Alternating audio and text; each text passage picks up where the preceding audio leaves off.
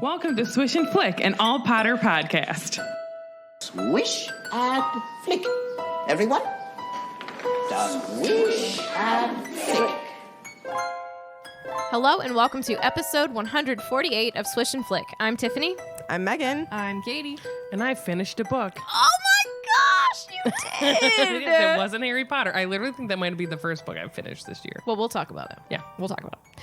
So this episode is sponsored by Christine Fairchild. Thank you, Christine. Thank you. Today we will be discussing the first half of chapter 17 of Harry Potter and the Order of the Phoenix. 17, that's kind of That's cool a number. lot of words. Harry Potter and the Order of the Phoenix, and then the title. You ain't a kiddin'. Educational decree number 24. Do we know what the other 23 were? No. I go into that. Thank you very much. Okay. Oh, okay. We don't know all of them. Yeah. So make sure that you have read that chapter, and it's warmer Summer. out, right? Summer-ish almost. I hope you're ready to swim your way through the details. So go ahead. Just keep swimming. Just keep swimming, swimming, swimming. That's what we do. We swim. I love to swim. We're sorry, everybody. I have been practicing. gosh. Okay, Meg's Mouse Tales, can you tell me what we're going to talk about for a schmidgen? Sure. So, as you guys all know, I'm sure, J.K. Rowling tweeted some more mean things on Twitter and defended them more. And if I'm being honest, we're just exhausted by it. Like, as members of the community, two people who are active allies with us, like, it's just exhausting to talk about. So, in all honesty, we don't really want to talk about it besides the fact that obviously, we stand with the trans community. Trans women are women. Trans men are men. Non-binary people are themselves. And that is just, that's the tea. That's the tea. So, we still love Harry Potter. Yes, indeed. The fans own it. We, fan-created content is the jam. Check out other awesome podcasts that are LGBT friendly, speaking out against all kinds of things that they should be speaking out against at this time. Check out Potterless. Check out the Gaily Prophet. Yeah. Check out Black Girls Create. Wizard Studies. Yes, Podcast. indeedy. Goblet of Wine. There are so many awesome fan-created content podcasts that have nothing to do with J.K. Rowling. And we, as a huge community, keep it alive. And that's just what we need to continue to do. So, And let me say this as just the person that I am. Name calling and such gets you nowhere. yeah. Hating on something constantly will only bring you those negative feelings. Feel what you feel and try and heal. Okay? That's all I have to say. I like that, too. Yeah. Also, both Thank you. So, we love everybody. Yeah. Especially just a big shout out and a big hug to the Black community and the LGBTQ plus community that are our listeners. You guys are strong as heck, the best, and be proud of who you are. Stand up for what you believe in. With that being said, I do want to announce that we are going to be doing a silent auction supporting Black Lives Matter on our Facebook group. Katie, myself, Tiffany, and Sarah, I think Tiffany, we're all going to throw something in from our personal collections. We're going to silent auction You things can get a off. really less than mediocre painting from me. Oh, didn't you already sell yours? Yeah, we have to ship yours out. Oh, I'm sorry. You cannot get that You from can me. get mine, though. That is Yeah. spoken for already, apparently. But we have a ton of just Potter merch from our collections that we're going to auction off, and all of the proceeds, 100% of the proceeds, are going to be donated to Black Lives Matter. Because we would just want to do something extra for them. We did make an initial donation, and this is just going to be more because it's important. The conversation needs to keep happening. We can't let this dissipate into the background like so many important social social justice issues have in the past. It's like they're all gung-ho for like a week and then they just dissipate. So we're going to do a silent auction the weekend of the 27th and 28th of June. I'm going to make a photo album in our Facebook group, Swish and Flick Podcast group. And everything is just going to be like you comment a price and then people comment after. And then at the end time, whoever is the highest bidder gets the item. And you literally will just make a donation to Black Lives Matter, send us a screenshot of your donation, and you get the item. So if you guys are interested in participating for a good cause, that's going to go on that weekend. And then lastly, for this week, we have launched a new Pride shirt supporting the Trevor Project.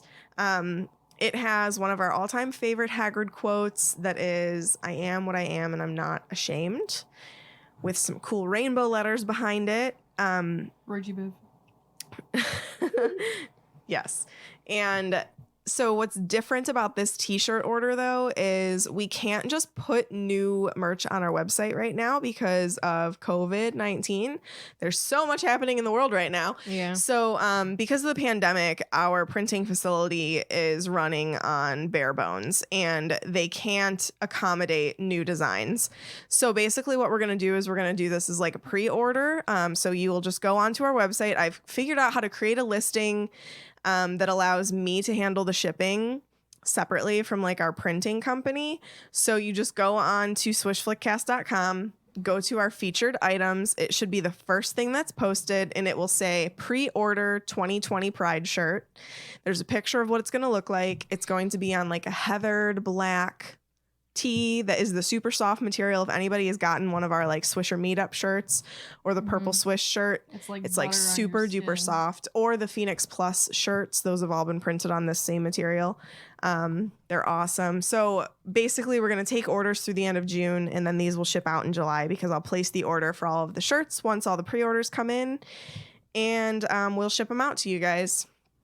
So if you're interested, again, just go to swishflickcast.com. Go to the featured items, and it should be the first item in the top left. So, and Cool. 50% of the proceeds from this are going to go directly to the Trevor Project. So, yes. Very good. Yup. That's all I got.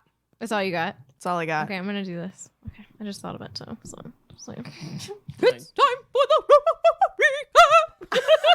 Oh my god. I like to It swim. sounded like you were singing Something Wicked This Way Comes from 3. Oh, yeah. Something wicked this way comes. Turn down your headphones. Sorry. Well, you say that after. Yeah, well, Right. they should know whenever this time comes. All right, recap time. Harry stood his ground at that Hogshead meeting. He didn't want to talk about Cedric, Diggory, or Voldemort, and that's what everyone was there pretty much to hear. They just wanted the tea. They just wanted the tea. But he said, heck no. Don't go on the undertow. Oh my We say heck gosh. no. Wait, what is it? What's the quote? When we see The undertow, we say heck no. What is that from? Finding Dory. Oh, I don't like remember that because it's so sad. Yeah, it's I pretty watched sad. it once and I'm It like, is my sad. my poor little heart cannot handle it because It she's is so just sad. oh. It's fresh. I know. Fresh. But anyway, they get on with figuring out where are they going to meet, when can they meet. They don't really get too far into it, so Hermione has them all sign their names down on what we will learn is an enchanted piece of paper. Oh, how enchanting. And Like a they're glass like, all right, slipper. we'll let everybody know when we figure it out. And also, Ginny is dating someone, and Ron isn't very happy about it. Oh my gosh. Get over it. Such an older brother thing. So Harry and Ron catch up on some homework finally. About And time. then when they're leaving the common room on Monday morning, there was a notice on the board, an order by Umbridge, which no one wants to follow. And it's a slippery slope for Ron trying to get into the girls' room. And don't you worry, despite Umbridge banning things, Hermione says there's not a sneak yet. And Harry is planning on doing their study club anyway, so stick it to you, Umbridge.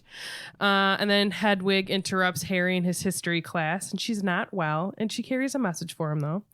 And so he leaves to get help from Grubbly, Plank, and McGonagall is there to make sure Harry knows that things are being watched, aka him and Hogwarts. And then off to another Umbridge-watched class the trio go. Oh, I can't wait to talk about that. We listened to the chapter today. It's just so I good. did my notes on that part today. Oh, man. Interesting. So, Harry is feeling so much happier for the rest of the weekend after their secret meeting. I put secret in quotes because it wasn't. Just saying. In the Hog's head. And he felt so much happier than he had all term. I mean, all term. many- It's been rough.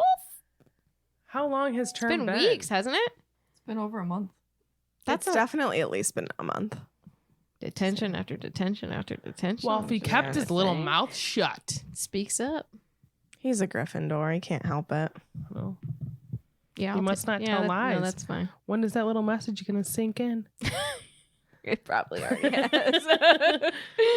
So he spends his Sunday catching up on homework again while the last little bit of autumn sunshine persisted outside. So they take their work outside to enjoy the weather. And I actually really love doing this. I don't know if you guys do that. I love reading outside, Yes. doing whatever outside. I tend to get distracted because if I'm like sitting outside and then I'm like, God, it's so nice out.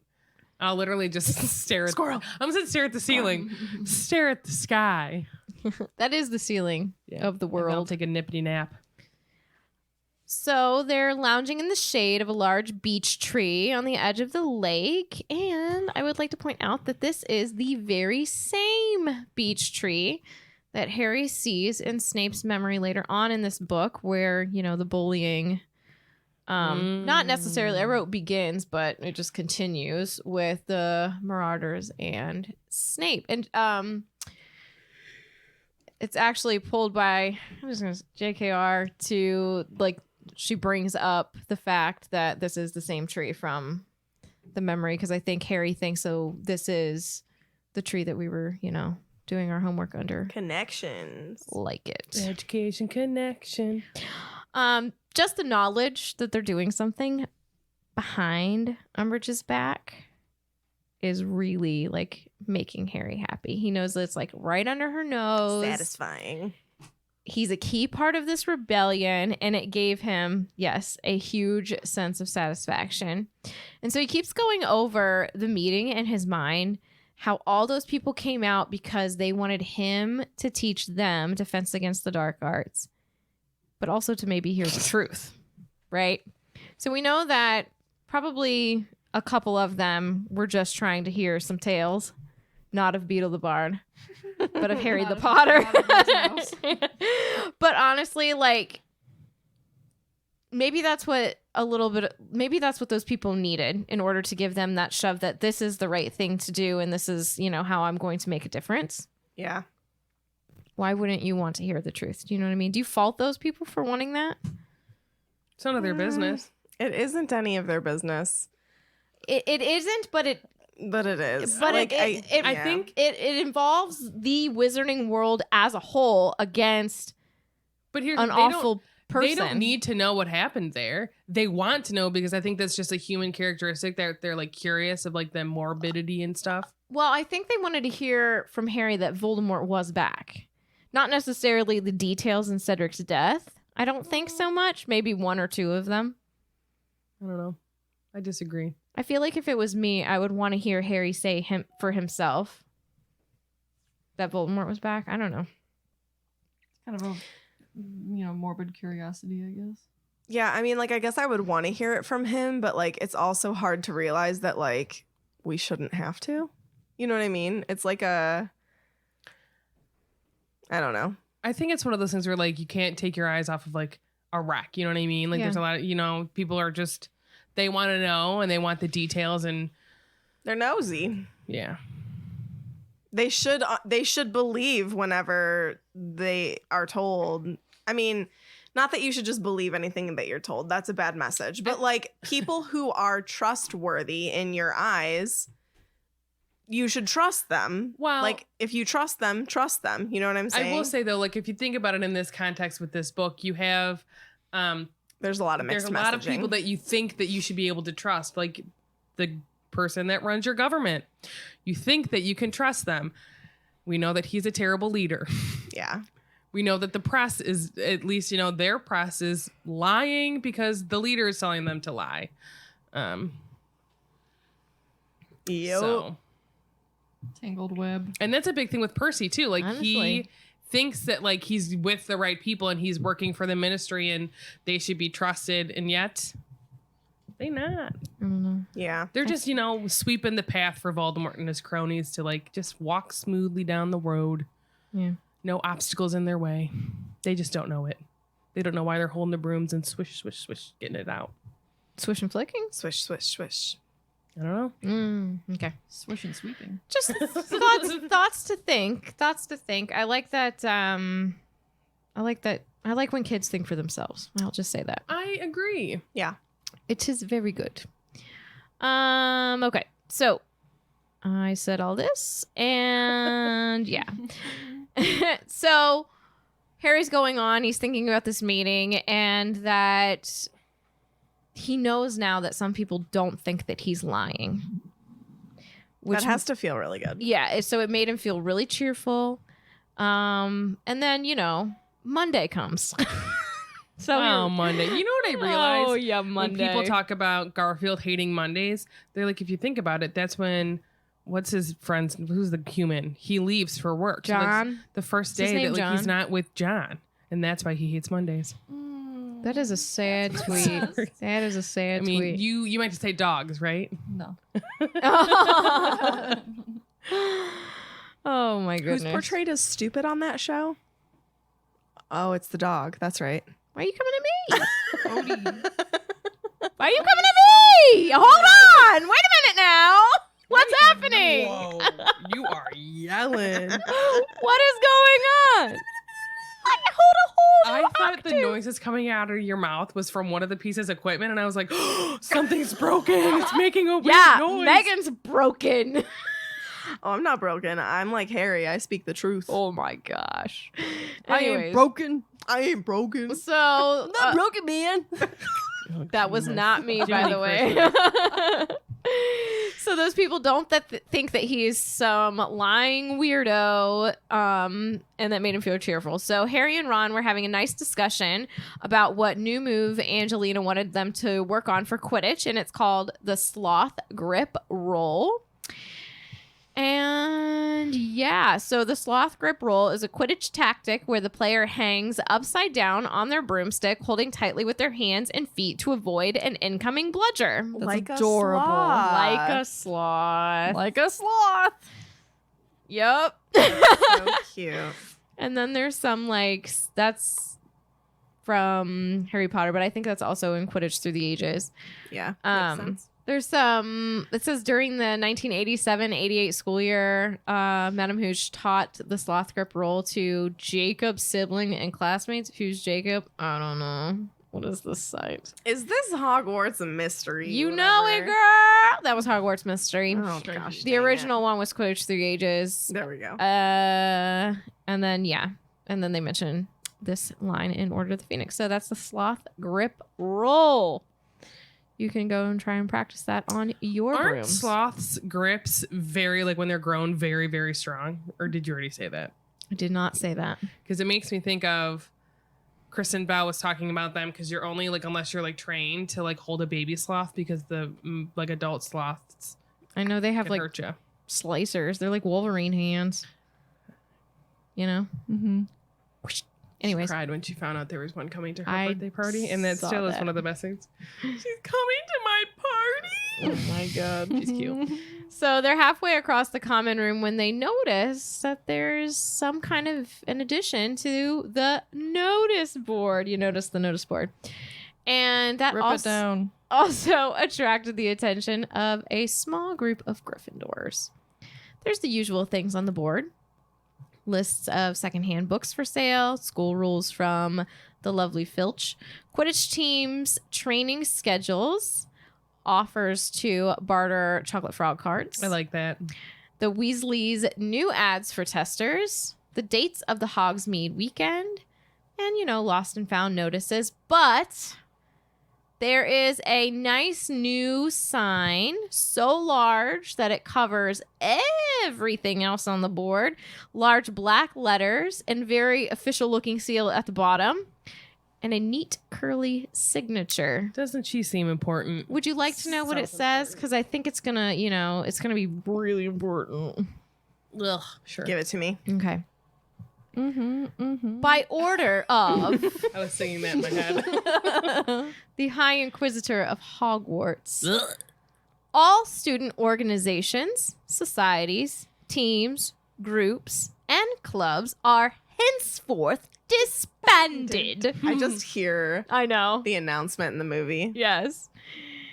Oh, gosh. An organization, society, team, group, or club is hereby defined as a regular meeting of 3, all right, or beat you. more students. That's a magical number. Permission to reform may be sought from the High Inquisitor, Professor Umbridge, if you didn't know. No student organization, society, team, group, or club may exist without their knowledge and approval of the High Inquisitor. Any student found to have formed or belonged to an organization, society, team, group, or club that has not been approved by the High Inquisitor will be expelled. Harsh words. Harsh in my vibe over here. Yep. Marshmallow. Marshmallow? Okay. The above is in accordance with Educational Decree number 24. So I asked, what are the first 23? Yeah, for real. Number 1, I must be cooler than Dumbledore. That's already a lie. Number 2, must be cooler than Sasa. Never gonna happen. So they had to nix that one too. Number 3, couldn't even write it down. I'm waiting. You have a lot more to go. You have 20 more to go, actually.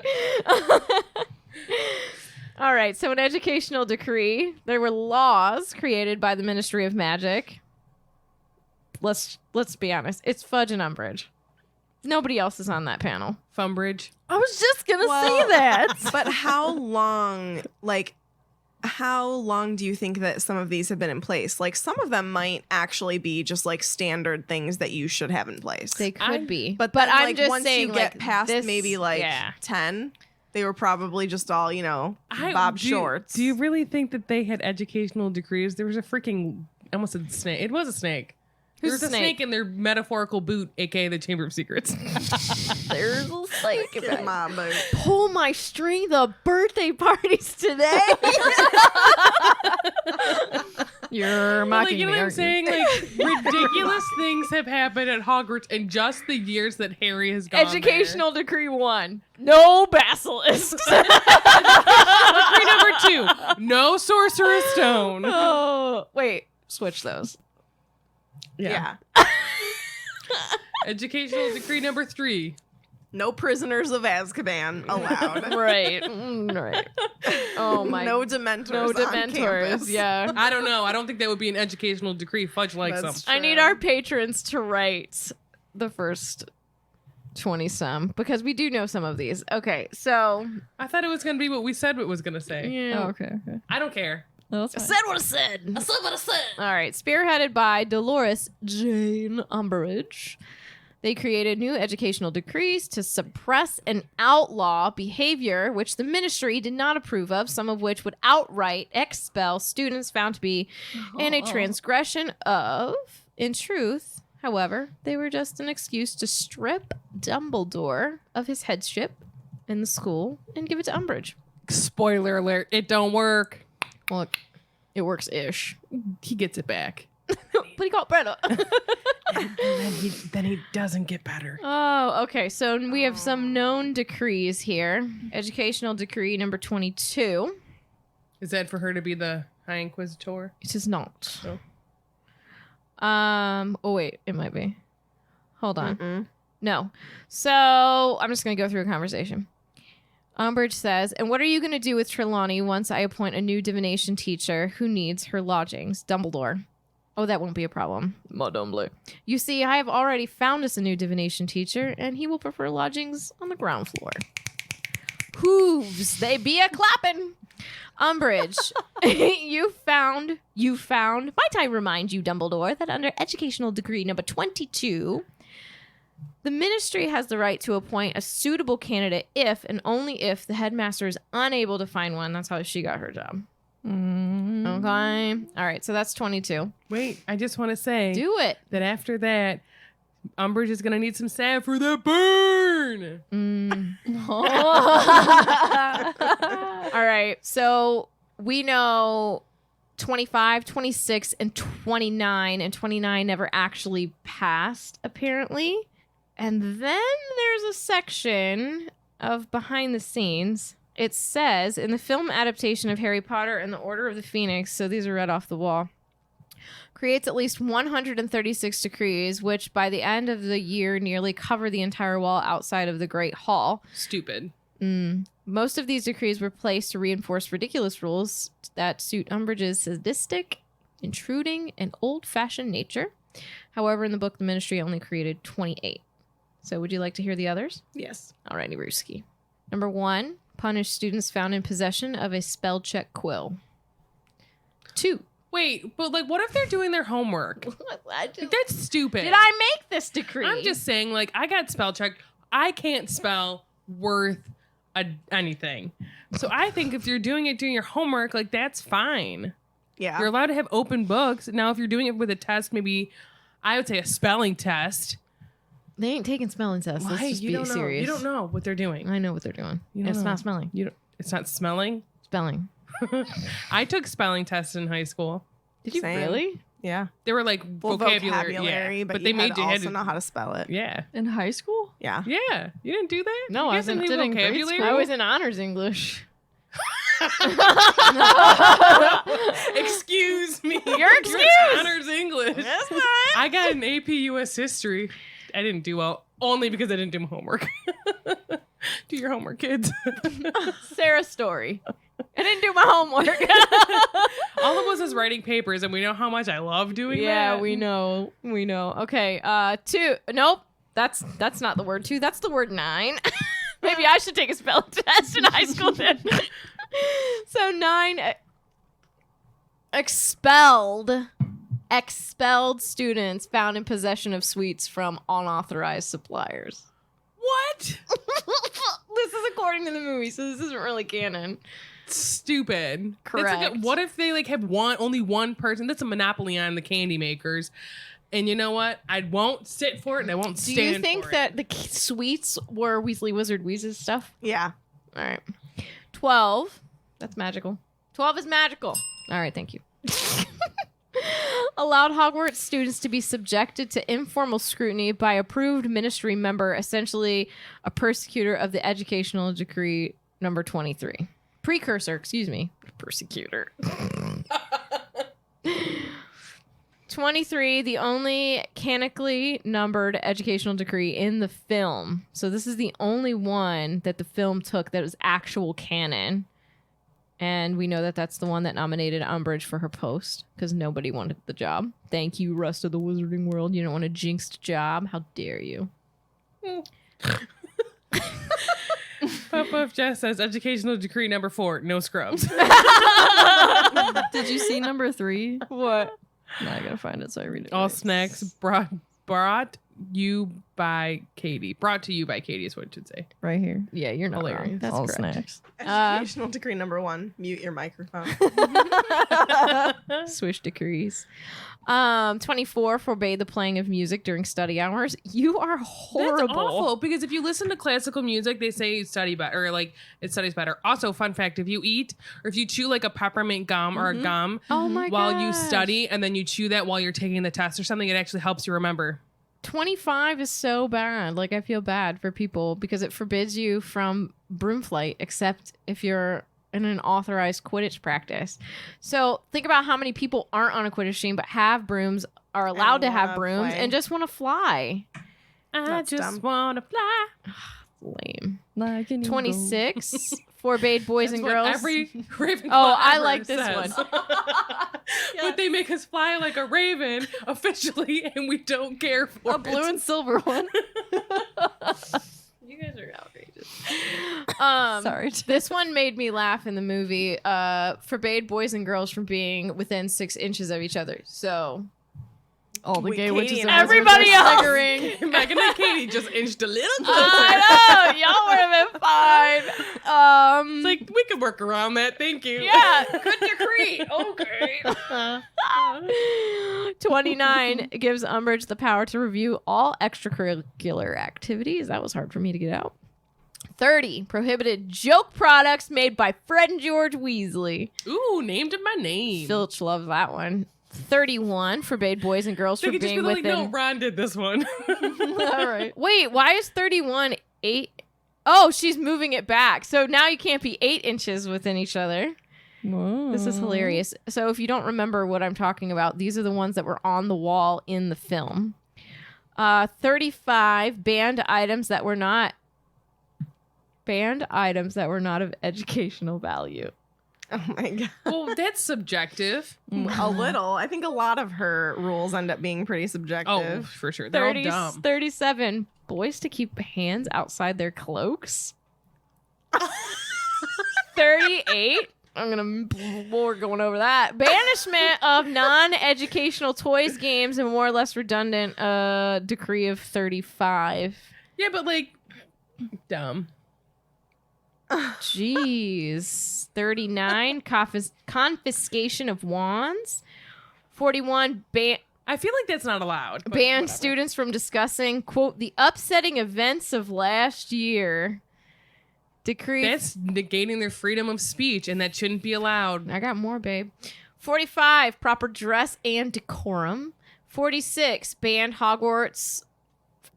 Hogwarts all literature written by non-wizards or half-breeds. What? Mm-hmm. More censorship. 47 Megan in your Bad. mouth, I see it out of the corner of my eye.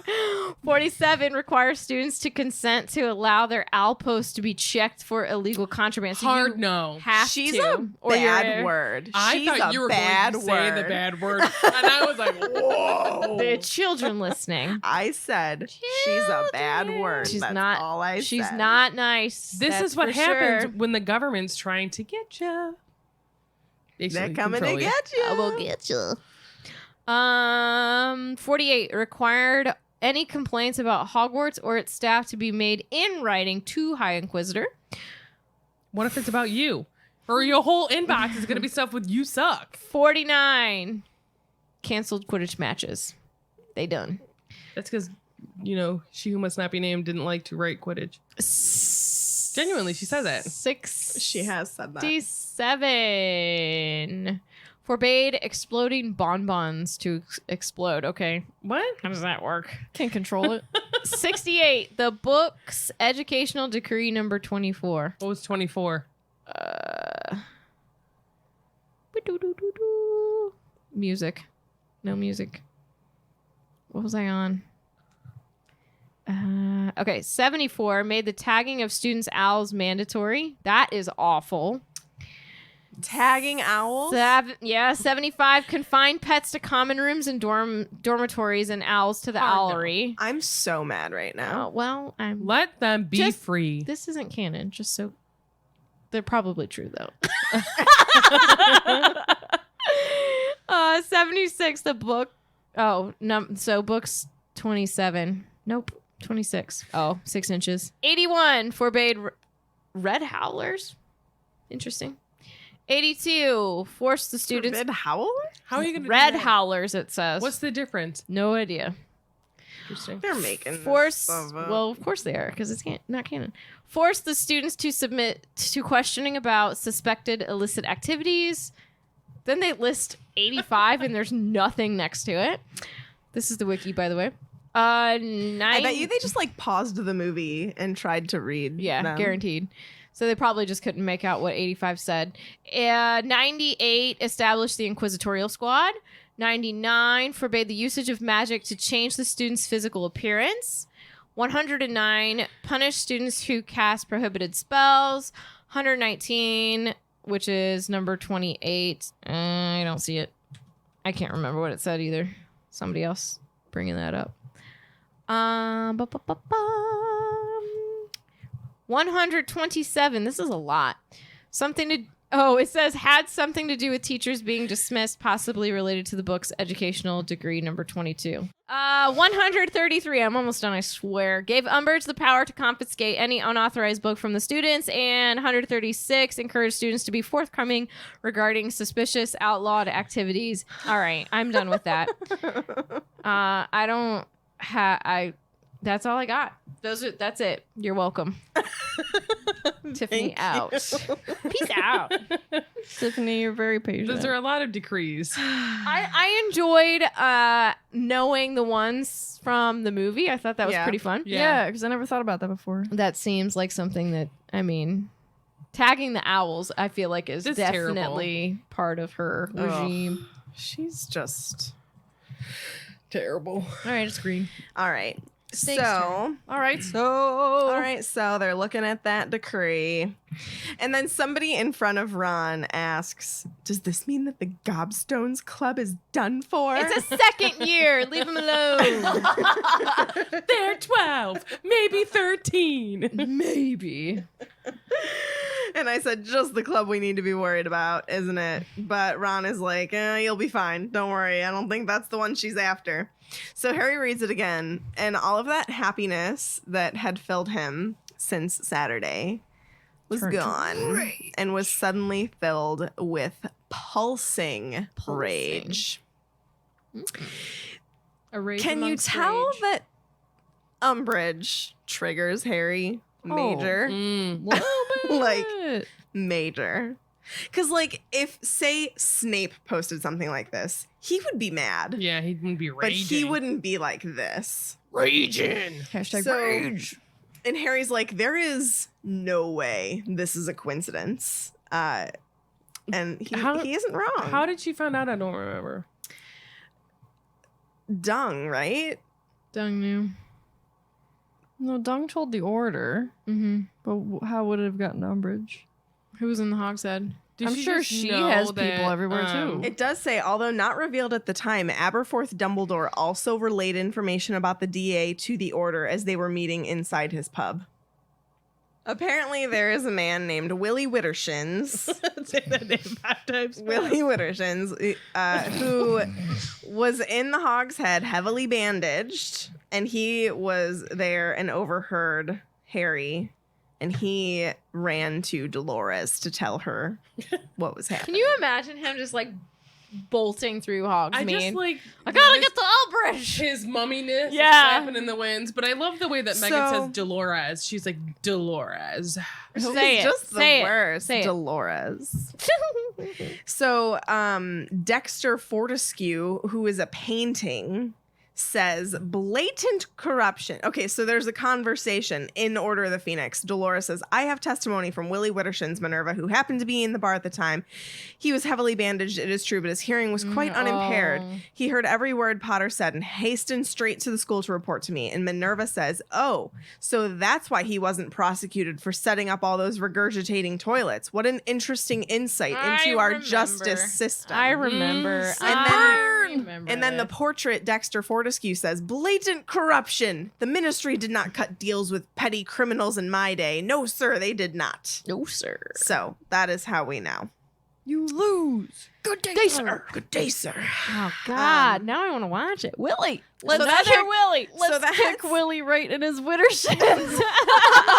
So that is actually how she found out. However, Harry and Ron don't know that. So Harry's like, people must have been listening in. Who was in that group or who was in the group that came that just ran and blabbed to Umbridge? And Ron is like, it was probably Zachariah Smith.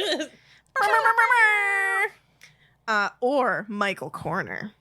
Isn't that Ginny's boyfriend? Yes. Okay, that's what I thought. I was like, you're such a brother. You're such Because I know about having a brother. right. Let me sip some tea. You have some in-laws. I do. This is true. So Harry and Ron run off to tell Hermione, and as soon as they hit the 6th stair, the steps melt together and make a long, smooth stone slide. The staircase to the girls' dormitory is enchanted, so that if a boy attempts to enter the dormitory, a wailing klaxon goes off and the staircase turns into a stone slide, sending them back to the common room. According to Hogwarts history, the founders believed that girls were more trustworthy than boys, so while the girls' staircase is enchanted to prevent boys from getting in, the boys' staircase does not carry a reciprocal enchantment. Trigger warning. Content involving domestic and sexual abuse. Content concludes at 46 minutes 15 seconds. I find this potentially problematic because is this rooted in JK's history of abuse and her lack of trust towards men, and that's why she decided to put this rule in here? I kind of think it's a little sexist. Well, for sure. 1,000% it is, because let me tell you, men can be sexually abused as well. Yes. So it's just kind of weird. And also like free for all for lesbians or bisexuals who are girls Or boys. but but I'm saying like Hermione goes on to say that it is an old-fashioned rule. yes. I would agree with that. And I can also, with new information, I can see. Yes. Yeah. It just is I don't know. Also, as soon to as I think read about- that I was like, If it's for It does the seem line of like old-fashioned. of Yes. preventing like abuse like that, but women can abuse women, men can abuse men. yeah, so it just seems kind of like I don't want to say pointless, but like at least it should go both ways if would it is going to agree. be there. But I found a little Reddit that said Just a little Reddit. a little Reddit. Someone said, first off, I need to say, hold on, I want to give credit to them. Who is this? It's a little bit Reddit.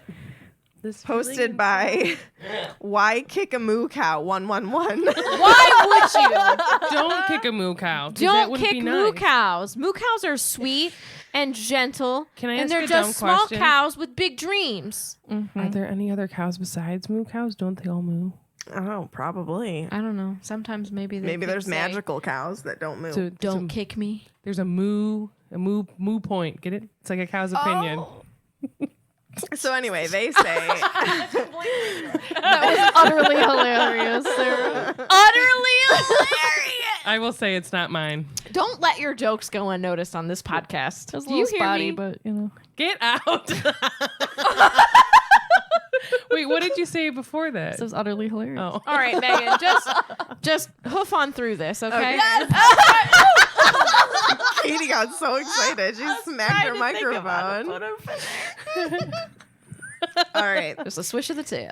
So they say, first off, I need to say that I think that this is bad writing from JKR. I mean, the idea is fine, but I find it very hard to believe. In fact, I find it impossible to believe that in the previous 4 years, neither Harry or Ron had thought they might like to tell Hermione something and attempt to go up to her dorm room. I agree. The fact one of them only tried it in 5th year and found out about the protection the girls' dorms have feels very unrealistic to me, as it is a scene that probably should have happened in the first book. I agree.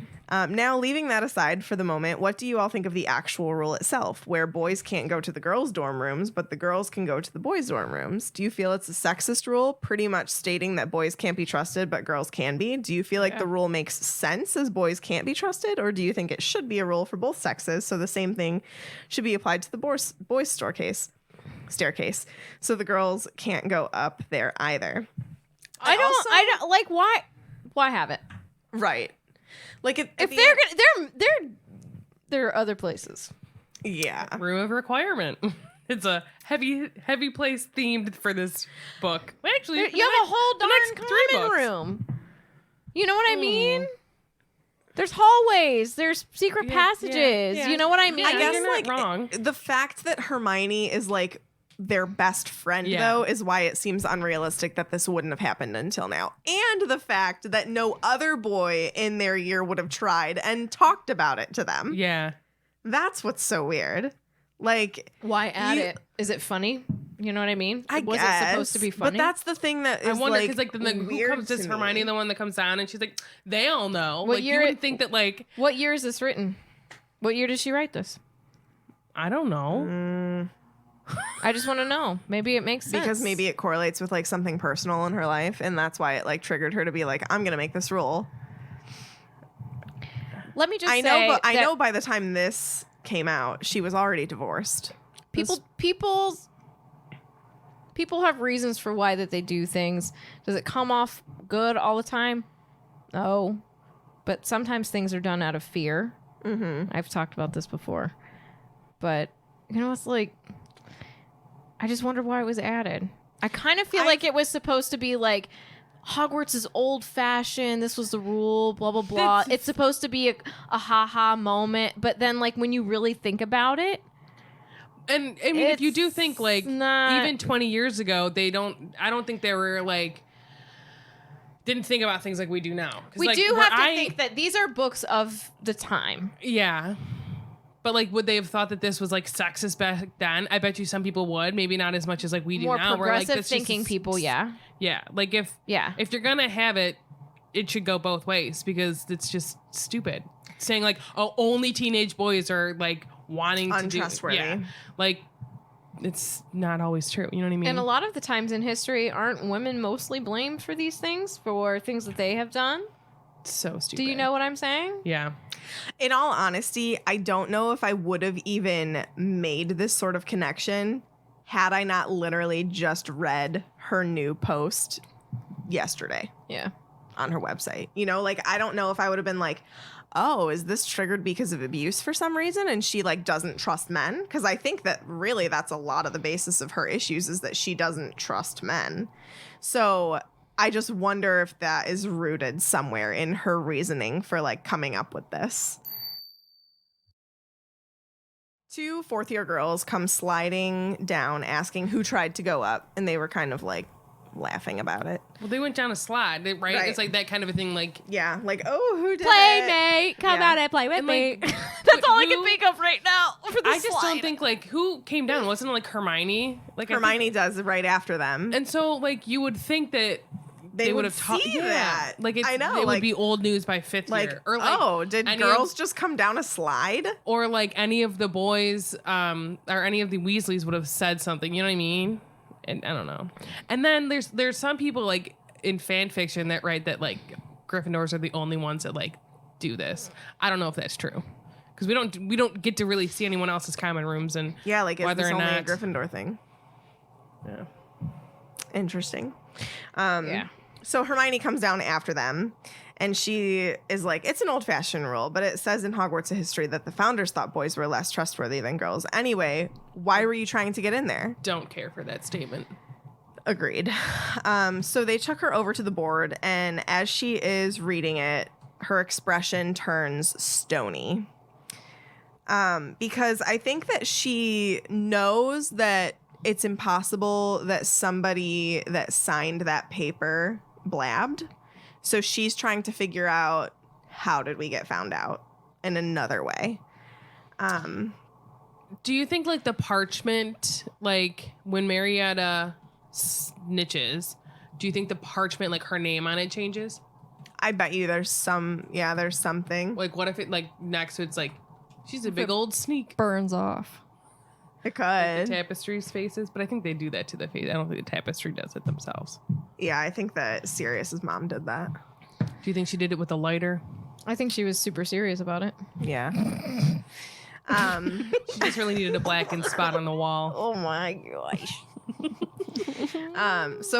Because they're like, so Hermione, like, who, like, somebody could have just blabbed. They're like explaining this to her, and she's like, no, like, nobody could have, because I jinxed the parchment that everybody signed.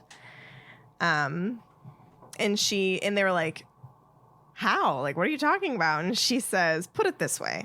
It'll make Eloise Midgen's acne look like a couple of cute freckles.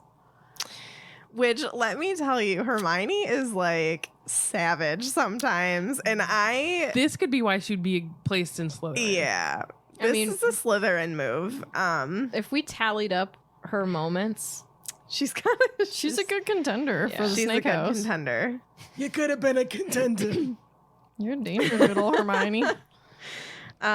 So the wiki has a little bit about the jinx. It was used by Hermione in 1995 as a safeguard against traitors within Dumbledore's army. Hermione placed it on a piece of parchment signed by all DA members so that if any of them betrayed the group, boils would form on their face across their cheeks and nose, forming the word sneak. And they scar, FYI. So, although Hermione placed the jinx onto the parchment, she neglected to On the what? Parchment. Apartment. She neglected to tell anyone about it at the time of the signing. She simply told them that if they sign, they're agreeing not to tell. And a lot of people are basically like guessing that the successfulness of it would have gone down potentially if people knew.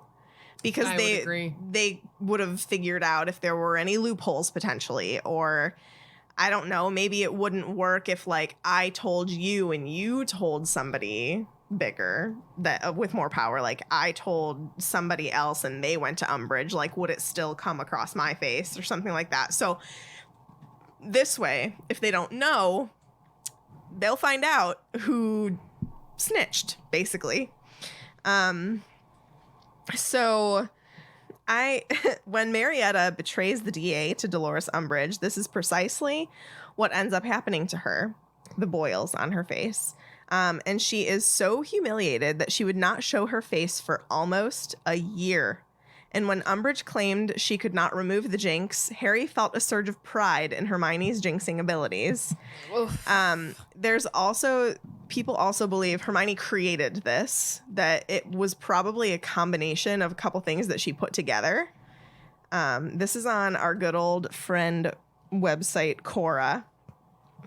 So Hermione doesn't want anyone to snitch, but if someone does, the point is to identify them and punish them. Think about Pettigrew. They knew there was a traitor in the order, but nobody knew who. And if someone betrayed them, she would not be able to continue attending the meetings and continue their betrayal. An unidentified traitor would be able to pretend surprise and dismay when the DA is disbanded. Instead, everyone knows who is to blame now. And I think that she probably came up with this idea because she didn't want a Peter situation. She watched that play out. She literally saw it firsthand. And I'm sure she was like, this is the second war. That's what happened in the first war. I need to make sure that doesn't happen to us. Like, endgame, we can't have a Peter. Tell it to Sarah. She no likes Peters her Peter. allowed. I know. Oh, yeah. Only Peter Pettigrews. No Peter Pettigrews allowed. So, knowing about the jinx could potentially decrease its effectiveness. What if there's a counter jinx? What if there's a loophole? I'm not sure if the jinx was also intended to scare them into not revealing even more information, but it certainly worked out that way. Maybe it was just a bonus. So I just liked that discussion about it. Yeah. Also, Marietta's situation was not any more difficult than anyone else's. This is kind of like justifying a little bit of Hermione's curse, which, in all honesty, I agree with it just because this is bigger than just a club. It's a severe, important situation. Like it's a fine line. But at the end of the day, whenever you're going through something like this is literally a war. And I know that like the kids at this time. She quoted that kids because you can't not see her hands. I air quoted kids. But like they don't maybe see this as a full-blown war yet. But I think that Harry, Ron, and Hermione out of anybody definitely do. So they're taking this a lot more seriously than maybe some of the others are. Yeah. And that's why I kind of view Hermione's take on this as correct, just because like it is a lot more serious than some of the other people who are in there are realizing. Mm-hmm. But it's also sneaky. But I think that like the fact that it's still, I know, but I just don't like the fact that like she still has the scars on her face the next year. Yeah. Like that's messed up in my opinion. I don't think that's right. Don't be a snitch.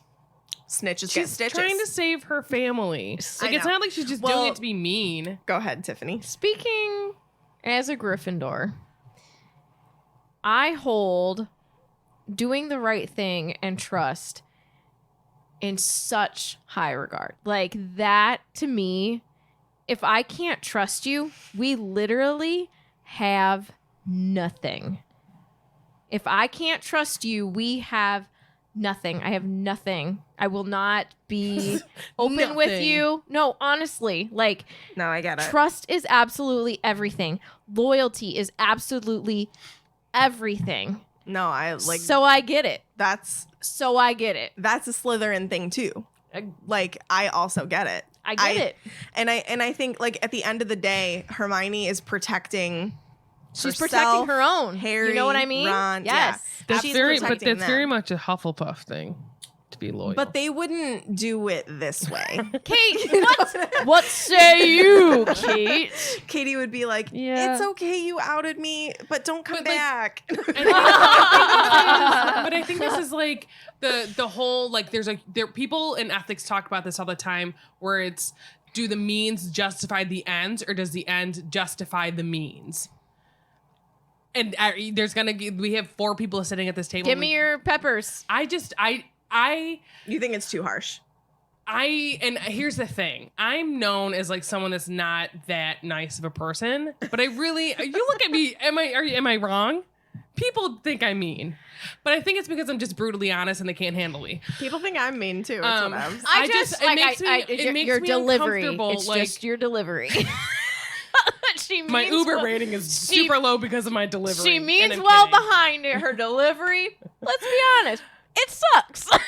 But I'm the type of person that would, in a situation like this, like I would rather have the fallback on me and like I'm the one getting hurt rather than like other people. Like that's just my personality. And I don't like the thought of even if they're doing something. I mean, is it wrong that she spoke? Yes. But at the same time, like Megan's saying what Hermione is doing, where she is just trying to make sure that her group, her people are safe. That's exactly what Marietta is doing because her mom's job is What is she, a claw? in jeopardy. Yes. claw. Yes, let I'm me. assuming. Okay, so I'm gonna go on about Marietta here for a second because God, we're gonna have this conversation again later on too. Yes. Marietta's situation was not any more difficult than anyone else's, such as like Susan Bones, Ron, a lot like a lot of people Yes. in the DA. So what if Marietta's mother worked at the ministry? That's no excuse. Susan Bones had an aunt who worked in the ministry. Ron Weasley's father worked there too, and all of the Weasley children who were students were loyal DA members. What makes Marietta's situation any different or worse? Nothing. Well, we don't know that. I'm gonna get Well, fired up. hold on. Cho clearly What states. are you reading, by the way? I'm sorry. This I is missed still it. Cora. Cora. Cho clearly states that Marietta didn't want to be there, but it's not like Marietta had to go even if her friend wanted her there. She could have refused. Contrary, just because she signed the paper doesn't mean she needs to show up. Contrary to stereotypes, a girl can even go to the restroom by herself. Okay, well, I That's don't annoying, yes. but whatever. The fact that Marietta didn't believe Harry doesn't make her betrayal acceptable. Seamus didn't believe Harry until after the article came out, and then he joined the DA too. His mother was rather anti-Potter that year, so he certainly faced pressure as well. I have a couple more points, and then you can talk. Hold on. You know this isn't Megan, right? No, but that person is wrong. Don't yell because at her. I don't care when people are like, "Oh, Easier- girls can go to the bathroom by themselves." Well, no, that line was stupid. I should have skipped it. But the other stuff I like. Marietta was not threatened is the next point. It's ridiculous to make up some non-existent threat for Marietta, but ignore the very real threat facing the DA we have no members. idea, though, do we? There is nothing to indicate that Marietta was threatened by anyone, even Umbridge. The only evidence we have indicates just the opposite, that Marietta was the one who sought out Umbridge. Her mother worked at the ministry, and perhaps that caused Marietta to feel pressured, but there was no threat. Next point, Marietta's actions were not harmless. Marietta behaved like Peter Pettigrew. The only difference is the scale. She chose herself over others. Perhaps the students would just get detention, but we know what detention with Umbridge is like. The DA were no longer able to hold meetings and practice defense. Blame goes to Marietta. They could have been expelled. Harry was almost expelled himself. saved by Dumbledore. In saving Harry, Dumbledore lost his place as headmaster. His imposing presence at least deterred Umbridge slightly, but the school was left vulnerable. The last person to get Dumbledore kicked out of Hogwarts was Lucius Malfoy. Little Marietta Edgecombe is in exalted company. With Umbridge in charge, everything goes to chaos. This can't all be blamed on the Weasley twins and the DA members. Umbridge's inquisitorial squad are now able to run free. The point system has lost any credibility. Umbridge even tries to cast the Cruciatus curse on Harry. Some of the blame goes to Marietta. Actions have consequences. She stepped on a big old butterfly. Yeah. Whoa. Next point, Marietta chose what was easy over what was right. Whoa! But we don't know. We have no idea what her home situation is like. But we have no idea. There's no proof But that there's there's no- anything. But that doesn't mean anything. But Because we don't see in it. our We're eyes it around does. her. No. Here's my thing. We see what the Mom Weasleys works go for the through. ministry. Big frickin' whoop. We don't know what you if- don't know her though as a person. We have no idea what she was actually going through. And for saying like she only went to be with Cho, she's doing her friend a favor. How many times have you gone somewhere that you know you don't want to go, but you're doing it as a favor to your friend, or you're asking your friend to come with you and they don't want to go, but they're doing it because they're your friend. So I think that's Then BS. don't sign the paper. She could be one of these people that is also brainwashed into thinking that she's doing the right thing by the government that she trusts by going to a government She should have a official. little chit chat with her friend Cho, whose boyfriend was murdered by Voldemort. Chit chats. But honestly, do we know how much Cho is with it? Honestly, But here's my thing. We have no idea what her home situation is like. We have no idea what if she only has her mom and maybe she has other siblings and they're poorer than the Weasleys and they need her her mom needs that job. You know what I mean? But again, there's no proof that her job was ever in jeopardy. So there's no proof that it wasn't. that's true. I just think that people are too harsh on her, and I think that her getting a punishment like that is not justified. Well, let me It's just my let me opinion. just say. it's Let me not just a permanent scar. I'm just Hold saying. on. It's there the next Snake. year. Snake. Sneaks get snuck. You know what I mean? Katie just I'm just not about stuff like that. No, I mean, That's not in my personality. I don't think it's justified in any. I see both sides of this coin. I just don't. I'm not for it. As for me and my house, we don't say words.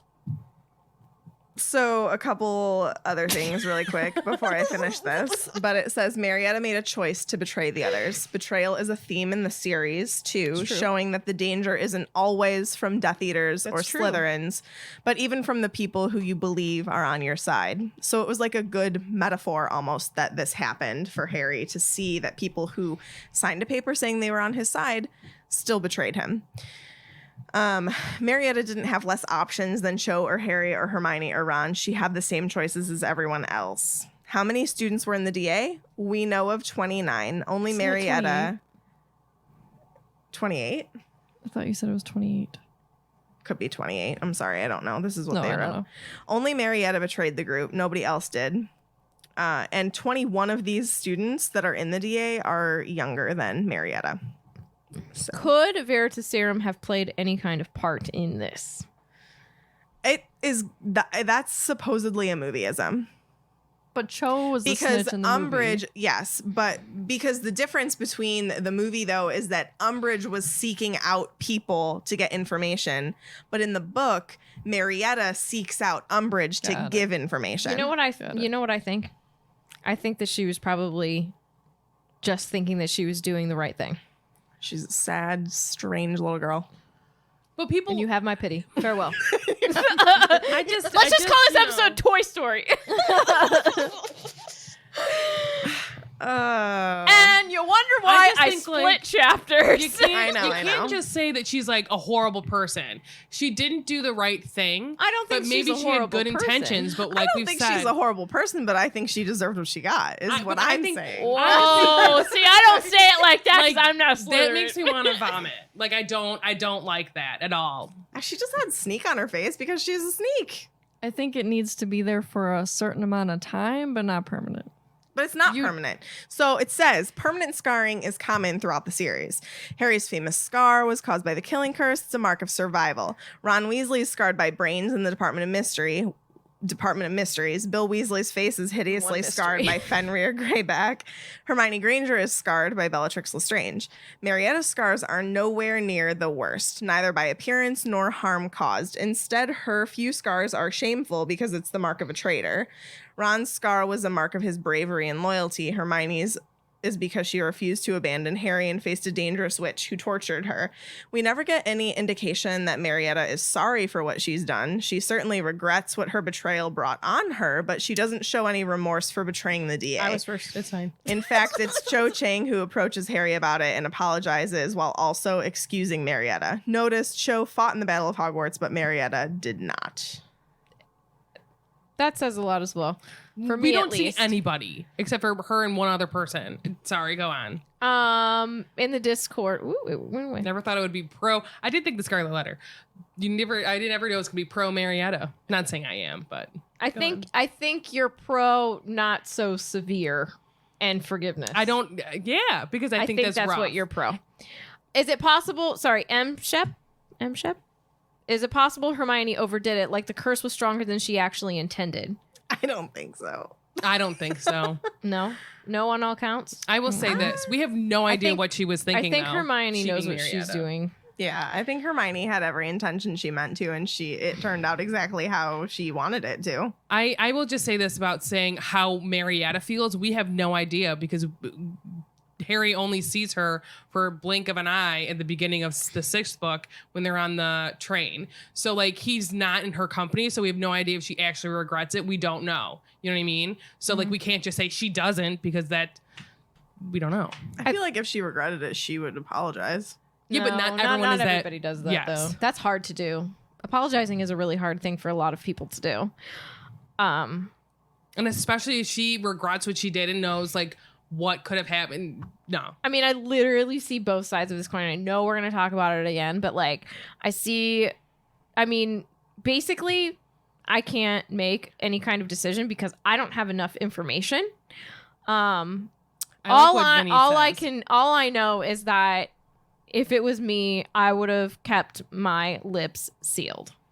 I like what Vinny says. He goes, also saying her scars are minor is easy to say when it is not your skin. Also, it's not like it's somewhere that's easily hidden. It's right on her face. That was the point. First thing you see. It was the point. I understand that, Yeah. but like that's not a minor scar. That's massive. And she's only a kid. Like she's 16 years old probably here if she's the same age as Cho. So like that's rough. Yeah. Especially in an age where like a lot of kids already don't like themselves. They already hate the skin that they're in. And now she has something to remind her every day of what she did. It's just terrible. All right. That was Megan shrugs her shoulder. Whatever. I just don't feel bad for her. I don't know. And you're entitled Maybe to that feel says that that I'm way. a bad person, but I don't feel bad for her. No, it says that you value loyalty I just, above all else. I guess like I just get it. Like I get why Hermione, I get what you get. Yeah. No, and I it, don't know. and I get what you get, and I get mean, like- what she gets, and I'm an empath. And like the scar issue, like sure, it's easy to say that it's minor when it's not on my face, but like also like you get scars for reasons, and like it could be something that's your fault, such as Harry, or it could be something like Ron, where like it was his fault that he got that scar because he decided to go into battle and he followed Harry and did these things and he ended up getting those scars, but like they were for reasons that were bravery and chivalrous. And Marietta made a decision and she got a scar too, and it was for not good reasons. And your choices, I mean, I'm not saying that she deserves having a scar, but like Here's my she made thing. a choice and like she paid for her choice. Choices But have here's the thing. If she's Yeah. 16 years old and this is a permanent scar and she made a choice that at the time she might have I thought thought we was the said right it wasn't one. permanent. But I don't know if it is permanent. We see the only next time we see her, it's still on her face. So it's months later and it's still on her face is what I'm saying. Oh, okay. Because he sees her on the train and it's still there. Oh, So if she potentially has this for the rest of her life and she made what in hindsight was a not great decision, she now has to live with that for the rest of her life, and she was only 16. You know what I'm saying? So like, You could say that about absolutely everything. that's what I'm saying though. So like now she has to live with that permanent thing across her face that she has to look at every day. Like that's, I won't get into it, but I don't know. I just think it's terrible. And I like that Vinny, what does he say? Hold on, I've lost it. No crime are worthy of scars. I like that. Because like really, like she just, if we go on that route of like she just thought what she was doing was right. I do think that's what she did that for. Not saying I would personally do it, but I do think that she thought that she was doing the right thing. Jeez. Probably. Y'all sweating or what? I don't think at any age is it okay to deserve a scar. I don't think you deserve, like, I don't know. Did I say she deserve? just no. I'm just saying like, you know, I at was 16, like, I didn't mean deserve. at 16, you know, she's just, you're not always the same person you are for the rest of your life. Well, and we also have to think that Harry Potter and his friends are absolutely 100% different. They have to grow 1000%. up faster than the other children do. But I also feel like that almost is why, like, this was a thing. It's You know so what I mean? it's so severe because Hermione knows the severity like, of she the situation. knows the consequences. She knows the situation, and she knows like the severity of if this gets out, we're royally screwed. So you have to think about this in the sense that Hermione's thinking. She knows that this is war. Now you think about war, and you think about someone right. who's a traitor. Now, how does that make you feel? Here's my thing, though. And that was Hermione's thought process. Exactly. She also needs to think that she's still a kid as much as, yes, they have to go to war. Would any of the other members of the Order of the Phoenix have done something like this? Yes. I don't know if I agree with that. I also I think the there's just Order things would that have. there's just things that she has done that I just don't care for. That's fine. I also I think think it's that terrible. Hermione Poor Kate. doesn't. Katie, act- do you have an opinion? Yeah, on do this? you, yeah. Can you talk a little bit? I want to know what you think. I think you need to be held accountable for your actions, but I don't know. I think you would think that sneak across your face for a week would be preferable. I think that would be okay. Like, you got embarrassed, you did wrong, you got to face people It's for a almost week like with that. Everybody knows. Shaming. Yeah, but I think it needs to go away after that. I don't know. Because loyalty is very important to me as well. Mm-hmm. And if you sign something, you shouldn't have signed it if you weren't ready to sign up for whatever. You didn't want to be there, that's fine. You can leave, but there's also peer pressure. There's a lot of it's moving hard. Yeah. cogs and wheels and all of that to this. Yeah, I mean, just- and there is throughout this whole entire story. You know what I mean? I just think Yeah. that sometimes people forget where Hermione's head is. Like, I know that she's only 15 or 16. She's 16 at this point. Like, but like she's only 16, but that is definitely not where her head is at. But like, here's the thing: like, who is she to judge the people that like she's judging jury? But like, to her, in her mind, like this club, air quote club, because it's way more than that, is literally like life and death.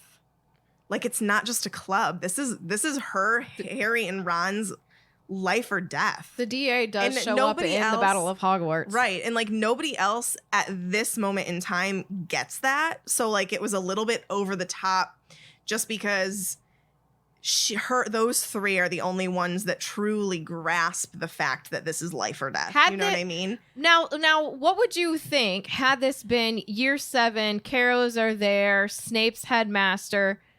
Do you think this was a little over the top for 5?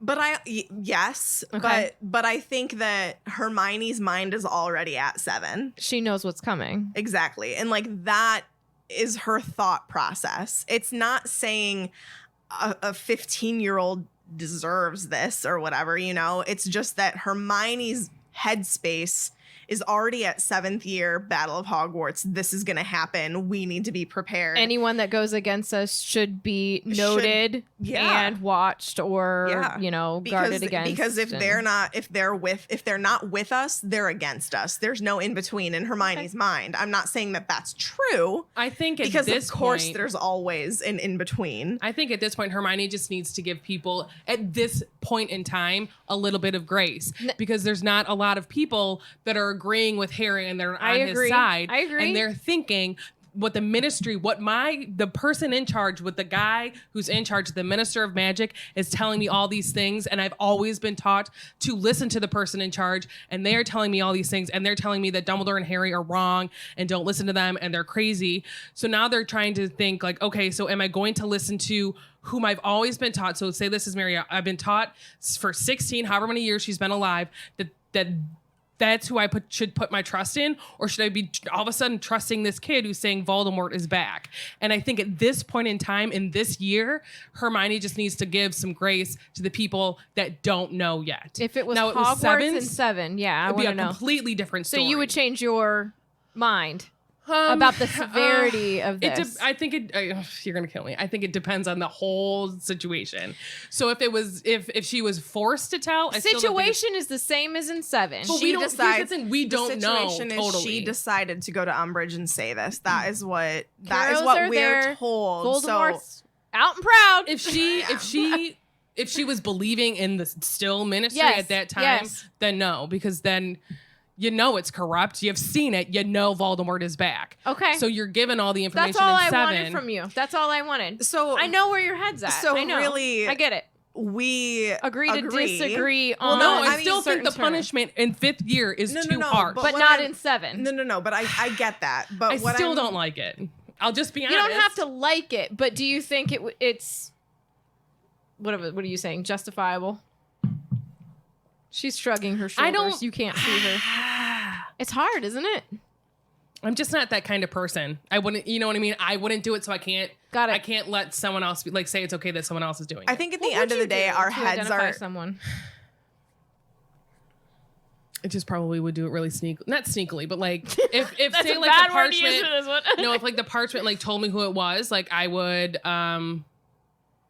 deal with it. Not like in a bad way, but like now I know, because I'm that type of person where like in a situation I like to watch and observe and like figure out like, and like I'm really good at like reading people, I like to think. So like if I figured out it was her and like knew for sure from like a little parchment thing, maybe I would start feeding her information that was incorrect. You know what I mean? Like You wouldn't be so. no, that's just Okay. not my MO. All right, that's fine. I feel like as someone that's going to hopefully one day be a nurse, you take an oath that you're not going to harm people. And so I can't do it. Can't sing no more sad songs.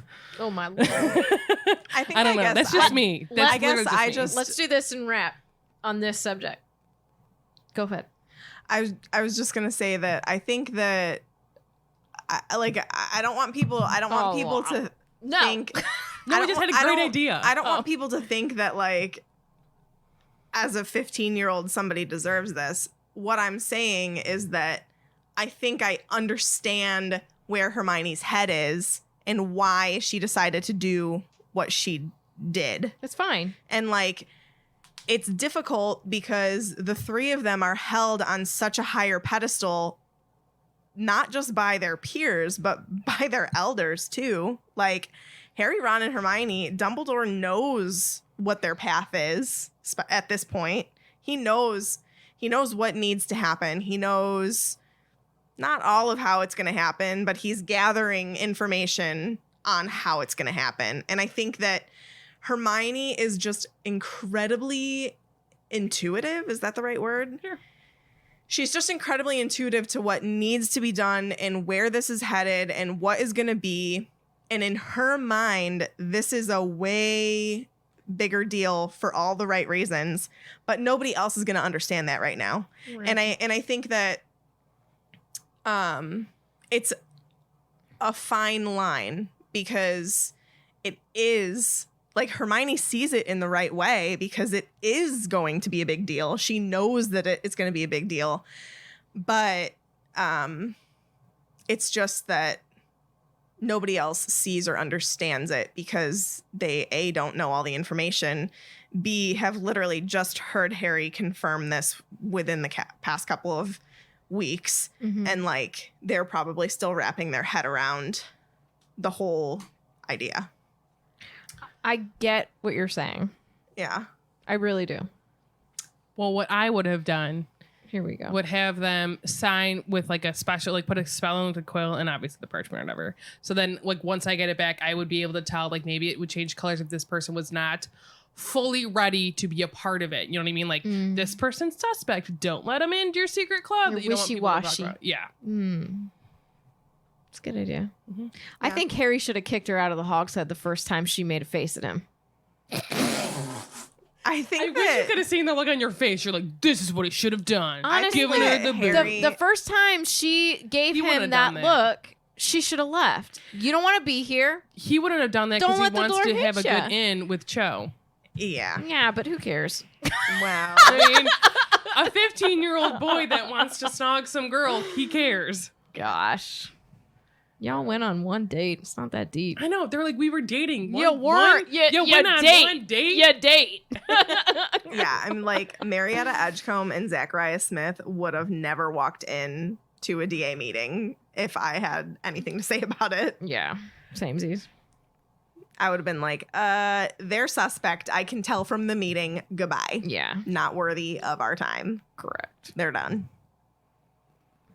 But that's also kind of a thing with Hermione, though, is like, while she can be savage, she also does tend to gloss over people's faults. Like, think Lockhart. Like, Or she could just be really her mean like judgment- Luna. Yeah, her judgment is slightly off at times. So, Absolutely. yeah. Yeah, she wasn't nice to Luna. So, yeah, that's my So part. Marietta. Okay. Oh, yeah. Don't worry, we're still friends. We are. It's not often. Us and Marietta. No. It's not often though that we disagree heatedly on a whole lot of things. Heatedly. Yeah. You know what I Were we mean? Heatedly disagreeing. I think that you were.